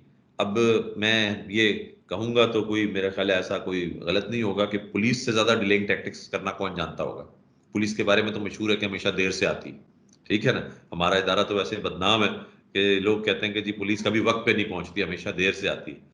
तो हमें तो देर करना वैसे ही बहुत आसानी से आता है। हम सब जानते हैं देर कैसे करना है। तो यहाँ पर भी आपको थोड़ा-सा ये that was on lighter note. वैसे ज़ाहिर है हम सब लोग मेहनत कर रहे हैं, कोशिश कर रहे हैं और हम हमेशा अपना बेस्ट देने की कोशिश कर रहे होते हैं। लेकिन लाइटर नोट पे मैं ये कह रहा हूँ कि वैसे ही हमारी कौम में एक बात मशहूर है, पुलिस तो हमेशा देर से आती है। तो हम देर करना हमारे लिए कौन-सा मसला है, ये तो हमारा एवरीडे वर्क है। तो हमें डिलेइंग टैक्टिक्स यूज़ करनी होती हैं। हमें कोशिश करनी होती है ऐसे हरबे इस्तेमाल करने, ऐसे टैक्टिक्स यूज़ करने, ऐसे तरीके इस्तेमाल करने जिससे थोड़ा-सा डिले हो जाए। मिसाल के तौर पे उसने कहा कि फलाँ शख़्स को यहाँ बुलाओ, मैंने उसको यहाँ मिलना है। तो आपने कहा कि ये शख़्स से अभी राब्ता करने की कोशिश की जा रही है। फिर आपने थोड़ी देर बाद बताया कि उससे बात हुई है, लेकिन वो तो कहीं बहुत दूर पहुँचा हुआ है। वो तो शहर में आज नहीं है, वो तो मैं मिसाल के तौर पे अगर आप कहें कि क्वेटा है, तो वो तो क्वेटा से बाहर है, वो तो कोई 2 घंटे की मुसाफ़त पे गया हुआ है, फलाँ जगह पर गया हुआ है। उसको तो वहाँ से आने में ही 2 घंटे लग जाएँगे। अच्छा ठीक है, कोशिश कर रहे हैं, उससे बात कर रहे हैं, वो चल पड़ा है वहाँ से। ठीक है? इस तरह से कुछ सच्ची बातें और कुछ उसके अंदर ऐसी बातें जो आप मैनिपुलेट करके किसी तरीके से जो हरबे हैं, उनको इस्तेमाल करें। ऐसे हरबे जिनसे डिलेइंग टैक्टिक्स यूज़ की जा सकती हों, ठीक है? अच्छा उसके बाद जैसे ये डिलेइंग टैक्टिक्स आप यूज़ कर रहे होंगे, जैसे आप ये स्टेप ले रहे होंगे, छोटी-छोटी टूल्स के ज़रिए, छोटे-छोटे टेक्निक्स के ज़रिए डिले कर रहे होंगे, तो आहिस्ता-आहिस्ता उसको महसूस होने लगेगा कि things are not quite turning in the way that he was expecting them to turn into. वो जिस तरह सोच रहा था, चीज़ें वैसे नहीं हो रही। तो उसकी वजह से जो सब्जेक्ट है उसे ये महसूस होने लगेगा, वो रियलाइज़ करने लगेगा कि उसके पास कंप्लीट कंट्रोल नहीं है सिचुएशन का और वो ना ही वो इतना पावरफुल है। उसे पता चलेगा कि जो हालात हैं, जो सिचुएशन है वो कंप्लीटली उसके कंट्रोल में नहीं है और वो कोई कंप्लीटली पावरफुल नहीं है यहाँ पर कि जो कुछ चाहेगा वो करवा लेगा या जैसे वो चाहेगा वैसे ही होता रहेगा। उसे महसूस होना शुरू हो जाएगा आपकी इन डिलेइंग टेक्निक्स की वजह से कि भई मैं एक ऐसी सिचुएशन में हूँ कि जहाँ सारा कंट्रोल मेरे हाथ में नहीं है।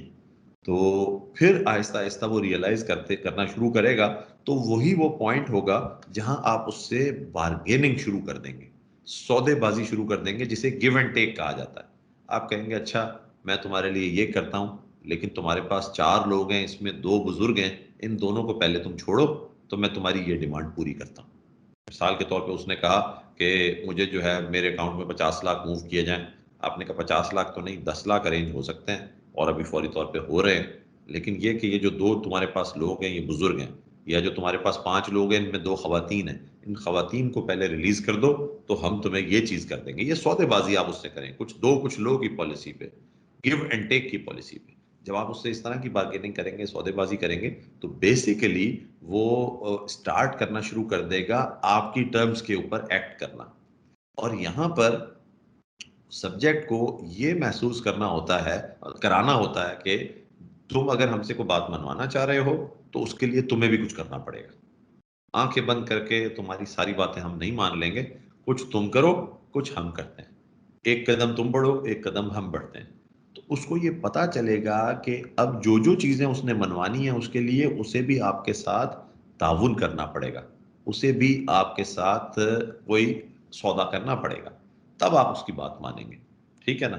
जैसे आप वो बच्चों को कहते हैं ना कि भाई तुम्हें फला जगह घूमने जाना है, अच्छा तो पहले तुम होमवर्क कंप्लीट करो, पहले तुम अपना काम कंप्लीट करो, या पहले तुम स्कूल का फला लेसन कंप्लीट करो, या जो काम रह गया था वो कंप्लीट करो, फिर तुम्हें हम घुमाने लेके जाएंगे।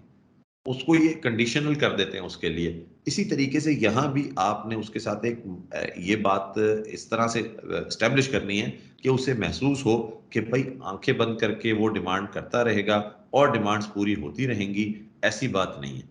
उसको इन तमाम चीज़ों के लिए जो है ना वो मेहनत करनी पड़ेगी, इन तमाम चीज़ों के लिए उसको भी कुछ ना कुछ देना पड़ेगा। हर चीज़ जो अचीव कर रहा है उसके बदले उसे कुछ खुद भी देना पड़ेगा।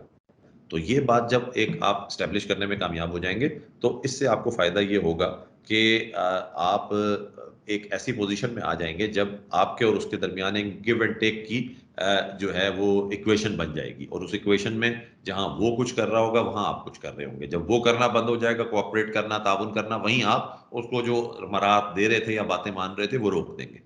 इसलिए ये बड़ा इंपॉर्टेंट है। फिर नेक्स्ट स्लाइड पे आते हैं तो इसी इंस्ट्रूमेंटल सिचुएशन के हवाले से कुछ पॉइंट्स मजीद हैं। जैसे एक पॉइंट ये है कि आपको ट्रस्ट और रेपो बिल्ड करनी है।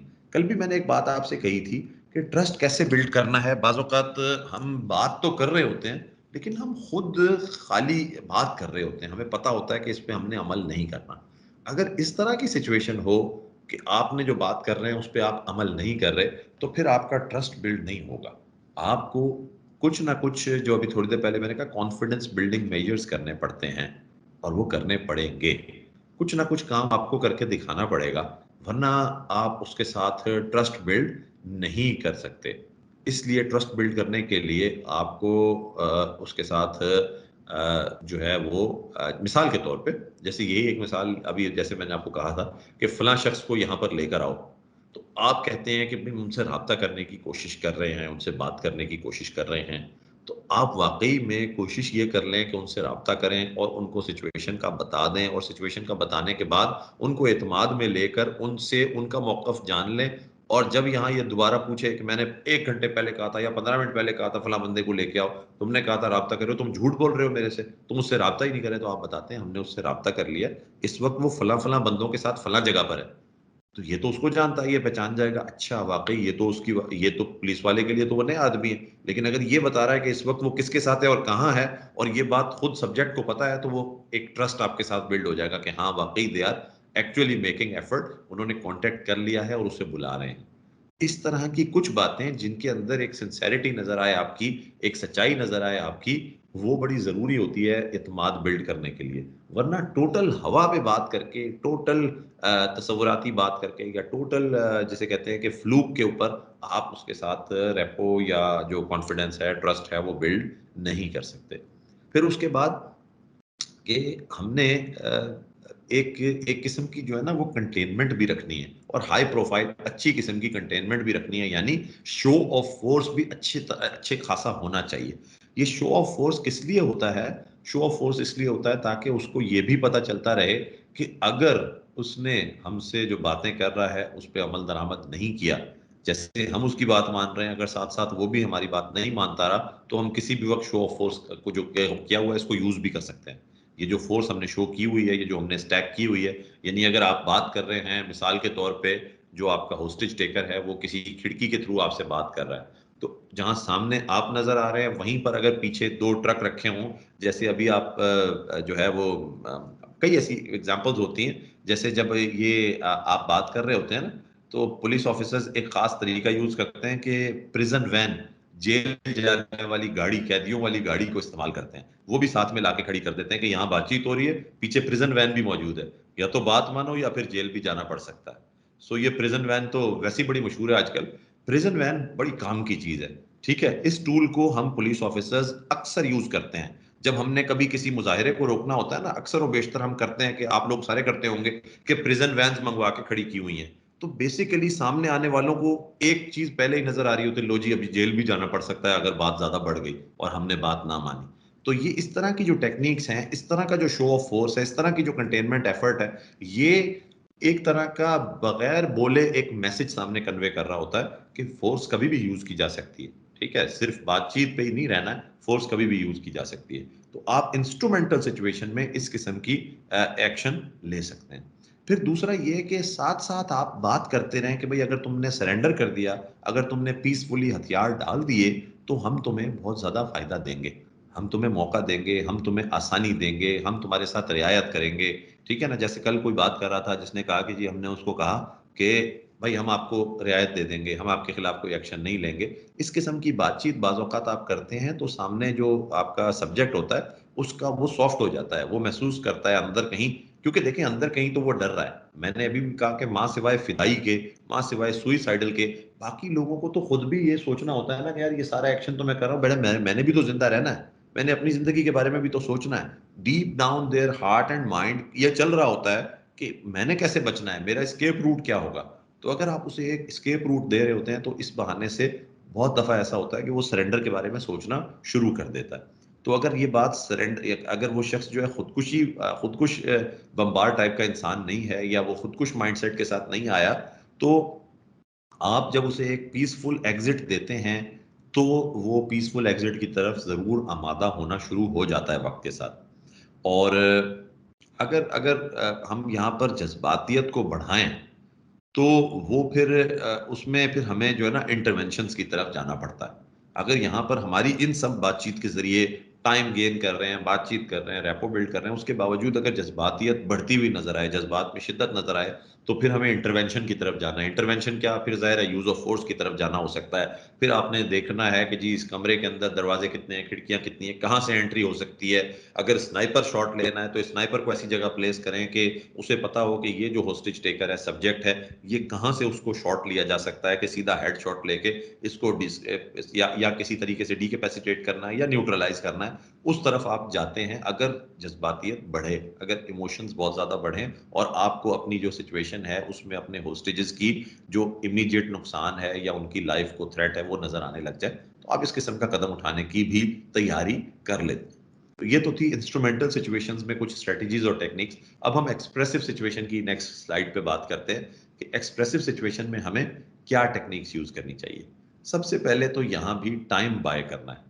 टाइम बाय करने के लिए बेसिकली टाइम तो यहाँ भी बाय करना है जैसे वहां पर बाय करना था, लेकिन उसके लिए आपने जो स्किल्स यूज करने हैं वो क्या करने हैं कि आपने उसको बताना है कि देखिए मैं आपके मसले को समझता हूँ, मैं बिल्कुल समझता हूँ कि आपके साथ क्या हुआ है। जैसे वो गैरत के नाम पे कत्ल की बात हुई, तो हम कहें कि हाँ बिल्कुल हम समझते हैं, ये भाई ये जो है ना यहाँ का कल्चर है और हम तो सारे इसी कल्चर के लोग हैं, और हम समझते हैं कि बिल्कुल भाई गैरत के मामले में कोई भी सौदेबाजी बर्दाश्त नहीं होगी, आपने जो किया है वो बिल्कुल ठीक किया है, वगैरह वगैरह। इस किस्म की बातों से आप उसका ट्रस्ट बिल्ड कर रहे हैं, आप उसका ट्रस्ट गेन कर रहे हैं। आप उसको ये बता रहे हैं कि भाई मैं आपकी जो फीलिंग्स हैं, जो इमोशंस हैं, जो एहसासात हैं, हसासियत है आपकी, वो मैं भी फील करता हूँ, उसको मैं समझता हूँ। I have a complete understanding and I have a relation with this, I have a connection with this. कि जिस चीज से तुम गो थ्रू कर रहे हो, जिस चीज से तुम गुजर रहे हो, मैं बिल्कुल उसको समझता हूँ। इस तरह की सिचुएशन जब आप उसके साथ, या इस तरह की जब आप उसके साथ बात करते हैं, तो बेसिकली वो हर इंसान जो है ना, देखिए हर इंसान की एक साइकी है। कोई भी शख्स रोबोटिक वे में सोच और एक्ट नहीं कर सकता। वो सोच रहा और एक्ट कर रहा जरूर होता है, साथ साथ महसूस भी कर रहा होता है। तो आपकी इन बातों से, आपके इस अंदाज से वो जरूर महसूस कर रहा होता है, और उसके जरूर जो फीलिंग्स होती हैं उनमें एक फर्क आ रहा होता है आपके हवाले से, इस सिचुएशन के हवाले से, और ये आपको बाज़ औक़ात कमांडिंग पोजीशन में ले आता है। यहाँ पर आपने दो चीज़ों का ख्याल रखना है। एक धमकी आमेज थ्रेटनिंग गुफ्तगू नहीं करनी, और दूसरा फैसला कुन यानी जजमेंटल नहीं होना आपने। जैसे जजमेंटल कैसे कि एक शख्स कहता है कि जी मुझे चूंकि कहीं से इंसाफ नहीं मिला था, मैंने पुलिस के पास भी गया था, मैं अदालत के पास भी गया था, मेरे साथ जुल्म हुआ, मेरे पे झूठे केसेस बन गए वगैरह, इसलिए मैंने ये कदम उठाया।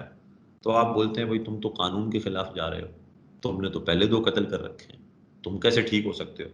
तुम अपने आप को ठीक कहते हो? तो अब ये जुमले जो हैं ये जजमेंटल जुमले हैं।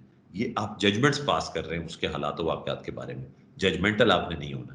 और इसी तरीके से धमकी आमेज़ या थ्रेटनिंग बात भी आपने नहीं करनी। वो कहा कि हम तुम्हारे साथ ऐसा करेंगे, वो जो कल मैं परसों बात कर रहा था कि वहाँ से मारेंगे जहाँ से आपको पता भी नहीं चलेगा। इस तरह की बातें करके तो आप सिर्फ़ एजिटेट करेंगे सामने वाले को, उसमें गुस्सा दिलाएँगे। एक तो वैसे उसके हाथ में वेपन है, वो एक इमोशनल स्टेट ऑफ माइंड से गुज़र रहा है, साथ में उसके कोई किसी को उसने जो है वो यरग़माल भी बनाया हुआ है या किसी विक्टिम को उसने जो है वो गिरफ़्तार भी कर रखा है। उस सूरत में आप उसे कह रहे हैं कि जी तुम्हें तो हम वहाँ से मारेंगे जहाँ से तुम्हें पता भी नहीं चलेगा। वो बोलता है तुम तो जब मारोगे तब मारोगे, पहले तो मैं ट्रिगर दबाता हूँ ना। तो ऐसा नहीं, उसको थ्रेटनिंग टोन नहीं लेके जानी बल्कि अंडरस्टैंडिंग की तरफ उसे लेके जाना है।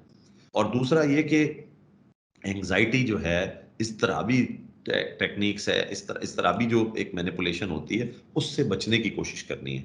यानी उसको एंग्ज़ायटी की तरफ नहीं लेके जाने का नहीं जाने देना। जैसे-जैसे एंग्ज़ायटी बढ़ेगी, जैसे-जैसे इज़्तिराब बढ़ेगा, वैसे-वैसे ज़ाहिर है वो किसी भी गलत कदम उठाने के चांसेस बढ़ जाते हैं। तो आपने ये महसूस करना है जिस तरह आप किसी बच्चे के हाथ में एक मिसाल ले लें छोटी-सी, किसी बच्चे के हाथ में आप सारे पुलिस ऑफिसर्स हैं, आप सारे वेपन्स रखते हैं, ऑफिशियल वेपन भी होता है हमारे पास, कभी पर्सनल वेपन भी होता है, घर पे वेपन पड़ा है, खुदा ना खास्ता किसी दिन किसी बच्चे ने वेपन उठा लिया, तो क्या करेंगे? वो शोर मचाना शुरू कर देंगे, वो तो गोली चला देगा। उससे बात करेंगे, प्यार से कंटेन करने की कोशिश करेंगे, अंडरस्टैंडिंग की कोशिश करेंगे और आहिस्ता-आहिस्ता वेपन उसके हाथ से रखवाने की या उसके हाथ से लेने की कोशिश करेंगे। आपने ज़रा-सी जज़्बातियत दिखाई, ज़रा-सा शोर मचाया, सिचुएशन ज़रा-सी वॉलेटाइल हुई और कोई ना कोई नुकसान हो सकता है। उससे बचने के लिए आपको जो एंग्ज़ायटी है, जो जो फ्रस्ट्रेशन जो ये इज़्तिराब जिसे कहते हैं, इस तरह की कैफ़ियत में नहीं जाने देना।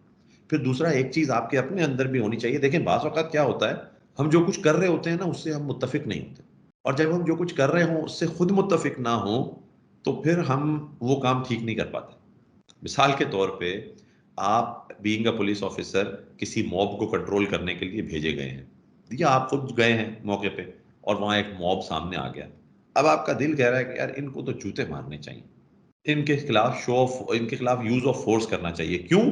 क्योंकि ये लोग बिल्कुल गलत हैं, ये लोग कानून के खिलाफ हैं, ये लोग जनाब आईन के खिलाफ हैं, ये हमारी वैल्यूज़ के खिलाफ हैं या व्हाटएवर। अगर आप ये सोच रहे हैं और साथ ही साथ आप कंटेन करने के लिए उनसे बातचीत कर रहे हैं, तो बेसिकली आप जो कुछ सोच रहे हैं या जो महसूस कर रहे हैं, आपका अमल उसके खिलाफ है। तो आप कभी भी उस अमल से अच्छा या मुकम्मल नतीजा हासिल नहीं कर सकते। इसके बजाय आपके अंदर एक अंडरस्टैंडिंग होनी चाहिए कि आप जो कुछ कर रहे हैं, वो क्यों कर रहे हैं और उसकी क्या वैल्यू है। अब ये मैंने बात किस लिए की? इसलिए कि बाज़ औक़ात हम में से कुछ ऑफ़िसर्स होते हैं, वो एक्शन को ज़्यादा पसंद कर रहे होते हैं। वो तहम्मुल को, वो रिस्ट्रेंट को पसंद नहीं करते। वो कहते हैं ये तो कमज़ोरी है, हम क्यों कमज़ोरी दिखाएँ? यानी कि आपके सामने कोई एक मॉब आ गया, उसने 2 लाशें रखी हुई हैं और आप कर रहे हैं कि वो कहता है कि जी फलाँ के खिलाफ एफआईआर काट दो। अब आप कहते हैं यार इतनी बड़ी पर्सनैलिटी के खिलाफ ये एफआईआर कटवा रहा है, उसका क्या कसूर है इस सारे वाक़ये में? ठीक है? या अगर मिसाल के तौर पे ये समझते हैं कि उसका कोई कसूर है, तो मैं तो समझता हूँ उसका कोई कसूर नहीं है। हम इनकी बातें सुने ही क्यों? हम क्यों ना इनके खिलाफ एक्शन करें, इन्हें गिरफ्तार करें और इनको जेल भेज दें। तो यहाँ पर आप अगर ये सोच रहे हैं ना, तो फिर आप कभी भी काम जो है वो उनके साथ बातचीत वाला वो अच्छी तरीके से नहीं कर सकते। आपको समझना होगा कि यहाँ पर रिस्ट्रेंट, यहाँ पर तहम्मुल, ये हमारी कमज़ोरी नहीं है, बल्कि हम इस तरीके से एक बहुत मुश्किल सिचुएशन से बचने की कोशिश कर रहे हैं। हमारा जो तहम्मुल है, वो ऐन हमारे मज़बूती को, वो ऐन हमारे कंट्रोल को, हमारी स्ट्रेंथ को शो करता है। क्योंकि तहम्मुल से काम लेना बड़ा मुश्किल है ऐसी सिचुएशन में, एक्शन कर लेना, ज़ोर आज़माई कर लेना बहुत आसान है। मॉडल टाउन का वाक़या हो या और कोई वाक़या हो, तहम्मुल का इस्तेमाल बड़ा मुश्किल होता है। लेकिन तहम्मुल का इस्तेमाल करने वाला जो होता है यूजुअली वो कामयाब हो जाता है। और जब ये कहें कि जो हम कमज़ोर नहीं पड़ेंगे, हम तो बस चढ़ाई कर देंगे, नुकसान उसका बहुत ज़्यादा हो जाता है। और दूसरा कि जो एक्शन इम्पेरेटिव है या जो नागुज़ीर अमल है, उससे थोड़ा-सा नागुज़ीर अमल से बचें। तो उससे थोड़ा-सा बचें, ये करेक्शन इसमें आएगी कि नागुज़ीर अमल से बचें। तो ये बेसिकली आप जो एक्शन इम्पेरेटिव है उससे बचें, यानी कि आपने रिस्ट्रेंट शो करते हुए जो अल्टीमेट एक्शन है उसकी तरफ नहीं जाना बल्कि बातचीत की तरफ रहना है। स्टेप बाय स्टेप चीज़ को लेकर चलें। क्यों? क्योंकि ये एक एक्सप्रेसिव सिचुएशन है। महसूस करें, फ़र्क जान लें, याद करें कि ये इंस्ट्रूमेंटल सिचुएशन नहीं है। इंस्ट्रूमेंटल सिचुएशन के अंदर आप शो ऑफ फोर्स भी कर रहे हैं, आप विलिंगनेस टू सरेंडर की तरफ भी लेकर आ रहे हैं, बातचीत भी कर रहे हैं, लेकिन यहाँ एक्सप्रेसिव सिचुएशन है। यहाँ वो जज़्बाती है। यहाँ उसकी जो डिमांड्स हैं वो रैशनल नहीं है। यहाँ वो कोई इंतहाई कदम उठाने में शायद बिल्कुल भी देर ना करे। इसलिए यहाँ पर आपने रिस्ट्रेंट से काम लेना है। अल्टीमेट एक्शन की तरफ सोचना नहीं है, बल्कि आपने बातचीत करनी है और आपने वक़्त गुज़ारना है जिसके ज़रिए आहिस्ता-आहिस्ता उसे कंटेन किया जा सके। एक्सप्रेसिव सिचुएशन की, जिसमें आपने उसका जज़्बातीपन, उसका गुस्सा, उसका एंगर, उसकी फ्रस्ट्रेशन, उसको कम करने की कोशिश करनी है। वो बातचीत के ज़रिए होगा। देखिए, मैं आपको एक बात बता रहा था, कल भी बात कर रहा था कि बहुत सारे लोग जो होते हैं ना, वो सिर्फ़ और सिर्फ़ ये चाह रहे होते हैं कि उन्हें सुन लिया जाए। वो बहुत शोर कर रहे होते हैं और बाज़ औक़ात बहुत मुग़ल्लज़ात बक रहे होते हैं। उनकी गुफ्तगू ठीक नहीं होती। उनकी गुफ्तगू में बाज़ औक़ात बहुत ऐसे लफ़्ज़ भी होते हैं जो बहुत हाइली ऑब्जेक्शनेबल होते हैं। लेकिन बाज़ औक़ात जब वो बात कर रहे होते हैं, तो सिर्फ़ इस बात करने से ही, इस भड़ास निकालने से ही वो बहुत काम डाउन हो जाते हैं। उनके जज़्बात बहुत नीचे आ जाते हैं, उनका ब्लड प्रेशर नीचे आ जाता है। उनके जो एहसासात हैं, जो जज़्बात हैं, उसकी शिद्दत में कमी आ जाती है।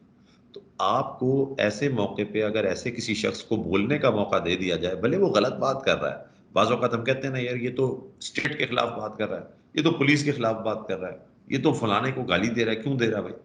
आप बाज़ औक़ात ऐसी सिचुएशन में उसको कॉन्ट्राडिक्ट करके उसका पारा और बढ़ा रहे होते हैं। सिचुएशन का जो टेम्परेचर है वो और रेज़ कर रहे होते हैं। मरकरी को और ऊपर लेकर जा रहे होते हैं बनिस्बत उसे कम करने के। इसकी बनिस्बत अगर आप उससे जज़्बात को कम करना चाहते हैं, तो बाज़ औक़ात उसे अपनी भड़ास निकालने देने का मौका दे देना चाहिए। हाँ, ये ज़ाहिर है हर सिचुएशन में चीज़ें मुख्तलिफ होती हैं। अगर यही चीज़ अगर एक आदमी एक इश्तिआल अंगेज़ बात करके एक पूरे क्राउड को उभार रहा है, तो वहाँ पर हम ये ज़रूर देखेंगे कि यार इसकी बातें करने से अगर ये पूरा क्राउड उभार रहा है, तो ये इनके जज़्बात ही अगर 500 आदमियों के जज़्बात, 1000 आदमियों के जज़्बात इसने उभार दिए, तो बात कहाँ तक पहुँच जाएगी? वहाँ बाज़ औक़ात आप उसको एकदम साइड पे करने की कोशिश करते हैं, साइलेंट कराने की कोशिश करते हैं। लेकिन ये सिचुएशन टू सिचुएशन वेरी करता है। हम ज़्यादातर केसेज़ में ये देखते हैं कि अगर थोड़ी देर उसको मौका दे दिया जाए, तो उससे क्या होता है, उनके जज़्बात कुछ न कुछ नीचे आ जाते हैं, ठंडे हो जाते हैं। फिर दूसरा कि जो जो ज़्यादा रैशनल थिंकिंग की तरफ उसे ले जाने की कोशिश करें, ठीक है ना? उसे इस तरफ ले जाने की कोशिश करें कि वो रैशनल थिंकिंग की तरफ आए, ठीक है? ये थोड़ा-सा इसमें उसमें है, चेंज करना पड़ेगा कि जो ज़्यादा बाशऊरी सोच है, उस तरफ ले जाने की कोशिश करें, ठीक है? शऊरी सोच की तरफ, बाशऊर सोच की तरफ उसे ले जाने की हमें कोशिश करनी चाहिए, हमें अटेम्प्ट करनी चाहिए कि ये जो इमोशनैलिटी बहुत ज़्यादा है, इससे ये रैशनैलिटी की तरफ आए, बातचीत की तरफ आए, ठीक है? और उसके दरमियान इसी इसी बातचीत के दरमियान, इसी टाइम टेकिंग के दरमियान उसके साथ एक रेपो, एक ट्रस्ट बिल्ड करें, एक एतमाद बिल्ड करें। और वो एतमाद यकीनन आपकी गुफ्तगू से आएगा, वो आपके जज़्बात के इज़हार से आएगा, वो आपका उसकी बात को समझना और उसकी बात से एग्रीमेंट शो करना, इन बातों से आएगा, उसकी अंडरस्टैंडिंग शो करना, इन बातों से उसके और आपके दरमियान एतमाद नेचुरली बेहतर होगा। और फिर उसे जो है ना वो एक किस्म का नॉन वायलेंट रास्ता दिखाएँ कि भाई ये जो बात आप कर रहे हो, आपका मसला बिल्कुल ठीक है, आपकी बात बिल्कुल जायज़ है, आपकी सोच बिल्कुल ठीक है। लेकिन ये जो वायलेंट तरीका है, इसके बजाय नॉन वायलेंट तरीके भी हो सकते हैं। जैसे एक्सक्यूज़ मी, कल किसी ने कहा था कि रोड पूरा बंद कर दिया जब लोगों ने, तो हमने उनको समझाया कि भई थोड़ा-सा रोड खोल दें क्योंकि यहाँ अस्पताल भी है, मरीज़ों ने भी आना-जाना है, ये मासूम लोग हैं, तो वॉयलेंस को थोड़ा-सा कम करके वो रास्ता दिया जा सकता है। आप भी अपना एहतजाज रिकॉर्ड कर लेंगे और लोगों को भी वो तकलीफ़ नहीं होगी, वो मरीज़ हैं, कहीं किसी की जान ना चली जाए। एक बहुत अच्छा तरीका होता है जिसमें आप उन्हें वॉयलेंस से रोक के या उस लेवल पे जहाँ वो जाने की कोशिश कर रहे हैं, वहाँ से रोक के नीचे लाकर उससे कुछ कम लेवल के ऊपर लाने की कोशिश कर लेते हैं। फिर उसके बाद जो गुड फेथ है ना, जो नेक नियति है, जो खुलूस है, सिंसेरिटी ऑफ पर्पस मैं कल भी कह रहा था, वो आप जब शो करते हैं, तो उससे आपके और उनके दरमियान ज़रूर ट्रस्ट बिल्ड हो जाता है। देखिए, बहुत सारे पुलिस ऑफिसर्स होते हैं जिनके हवाले से ये बात होती है कि बल्कि मैंने ये भी देखा है, ये भी बिल्कुल आपने भी देखा होगा कि पुलिस ऑफिसर के हवाले से नाम लेके क्राउड बोलता है, उसको यहाँ बुलाएँ फिर हम बात सुनेंगे, आपकी बात नहीं सुनते। वो भी पुलिस ऑफिसर है, दूसरा भी, तीसरा भी, चौथा भी पुलिस ऑफिसर है। ABCXYZ सब पुलिस ऑफिसर्स हैं, लेकिन कई कई पुलिस ऑफिसर्स ऐसे होते हैं जिनके मौके पे आने से ही मसला हल हो जाता है। उन्होंने बेसिकली क्या किया होता है कि वो जो सिंसेरिटी है और वो जो एक इखलास है, वो नेक नियति है, वो उन्होंने इस्टेब्लिश की होती है लोगों के ज़हनों दिलों में अपने बारे में। जब वो बिल्ड कर लेते हैं तो उससे लोगों के अंदर एक ऐसा तासुर पैदा हो जाता है कि अगर ये बंदा बात करेगा तो यकीनन इसकी बात में खुलूस होगा, इसकी बात में नेकनियती होगी, इस पे हमें ट्रस्ट करना चाहिए। ठीक है? इसके बारे में हमें इसके बारे में हमें हमें हमें सच समझना चाहिए इसकी बात को, या इसकी बात पे यकीन करने के हमें फ़ायदा होगा। ये चीज़ है। और अगर आपने ये सब बातें करनी हैं, तो साथ-साथ कोई हाई लेवल की शो ऑफ फ़ोर्स नहीं होनी चाहिए। अगर हाई लेवल की शो ऑफ फ़ोर्स होगी, तो high profile show off force होगी या हाई प्रोफ़ाइल कंटेनमेंट होगी, जिसमें आप दिखा रहे हैं कि बहुत ज़्यादा फ़ोर्स आपने की है, कमांडोज़ भी खड़े किए हुए हैं और जनाब मोबाइल्स भी हैं और आपकी वो बुलेट प्रूफ जो वेस्ट्स पहन के लोग वो भी उतरे हुए हैं नीचे, और वाटर कैनन भी एक तरफ आपकी खड़ी हुई है और एक तरफ आपका जो वो है जो होता है हमारा एपीसीज हैं, हमारी आर्म पर्सनल कैरियर्स हैं, बख्तरबंद जिसे कहते हैं, वो भी। इतना सारा जब कंटेनमेंट आप दिखाएंगे तो बेसिकली आप जज्बात को कम नहीं कर रहे, बल्कि आप जज्बात को बढ़ाने का बाइस बन सकते हैं। इसलिए जो शो ऑफ फोर्स है एक्सप्रेसिव सिचुएशंस के अंदर, वहां पर थोड़ा सा लो प्रोफाइल होना चाहिए, कम प्रोफाइल रखना चाहिए। सो ये मेरा ख्याल है टेक्निक्स दोनों साइड्स की हमने आज सुन ली हैं। इससे नेक्स्ट स्लाइड मेरे ख्याल में जो है वो उसकी है, जो हमने एक्टिविटी की बात करनी है, तो फरकान उनको हम कल करेंगे। आज चूंकि हमारा टाइम इस बात पे कंप्लीट हो गया है, इस वर्कशॉप का मकसद यही है कि आप इस हवाले से, इस टॉपिक पे एक डीप अंडरस्टैंडिंग अपनी डेवलप करें, इसको अपनी प्रैक्टिस के साथ, इस थ्योरी को अपनी प्रैक्टिस के साथ रिलेट करने की कोशिश करें और कनेक्ट करने की कोशिश करें। और इसके दरमियान अगर आपको मुख्तलिफ सवालात आपके जहन में आए तो आप वो पूछें, and we would be very happy to इंशाल्लाह reply to those. So with this end the session today. Thank you very much ji, बहुत बहुत शुक्रिया। अल्लाह।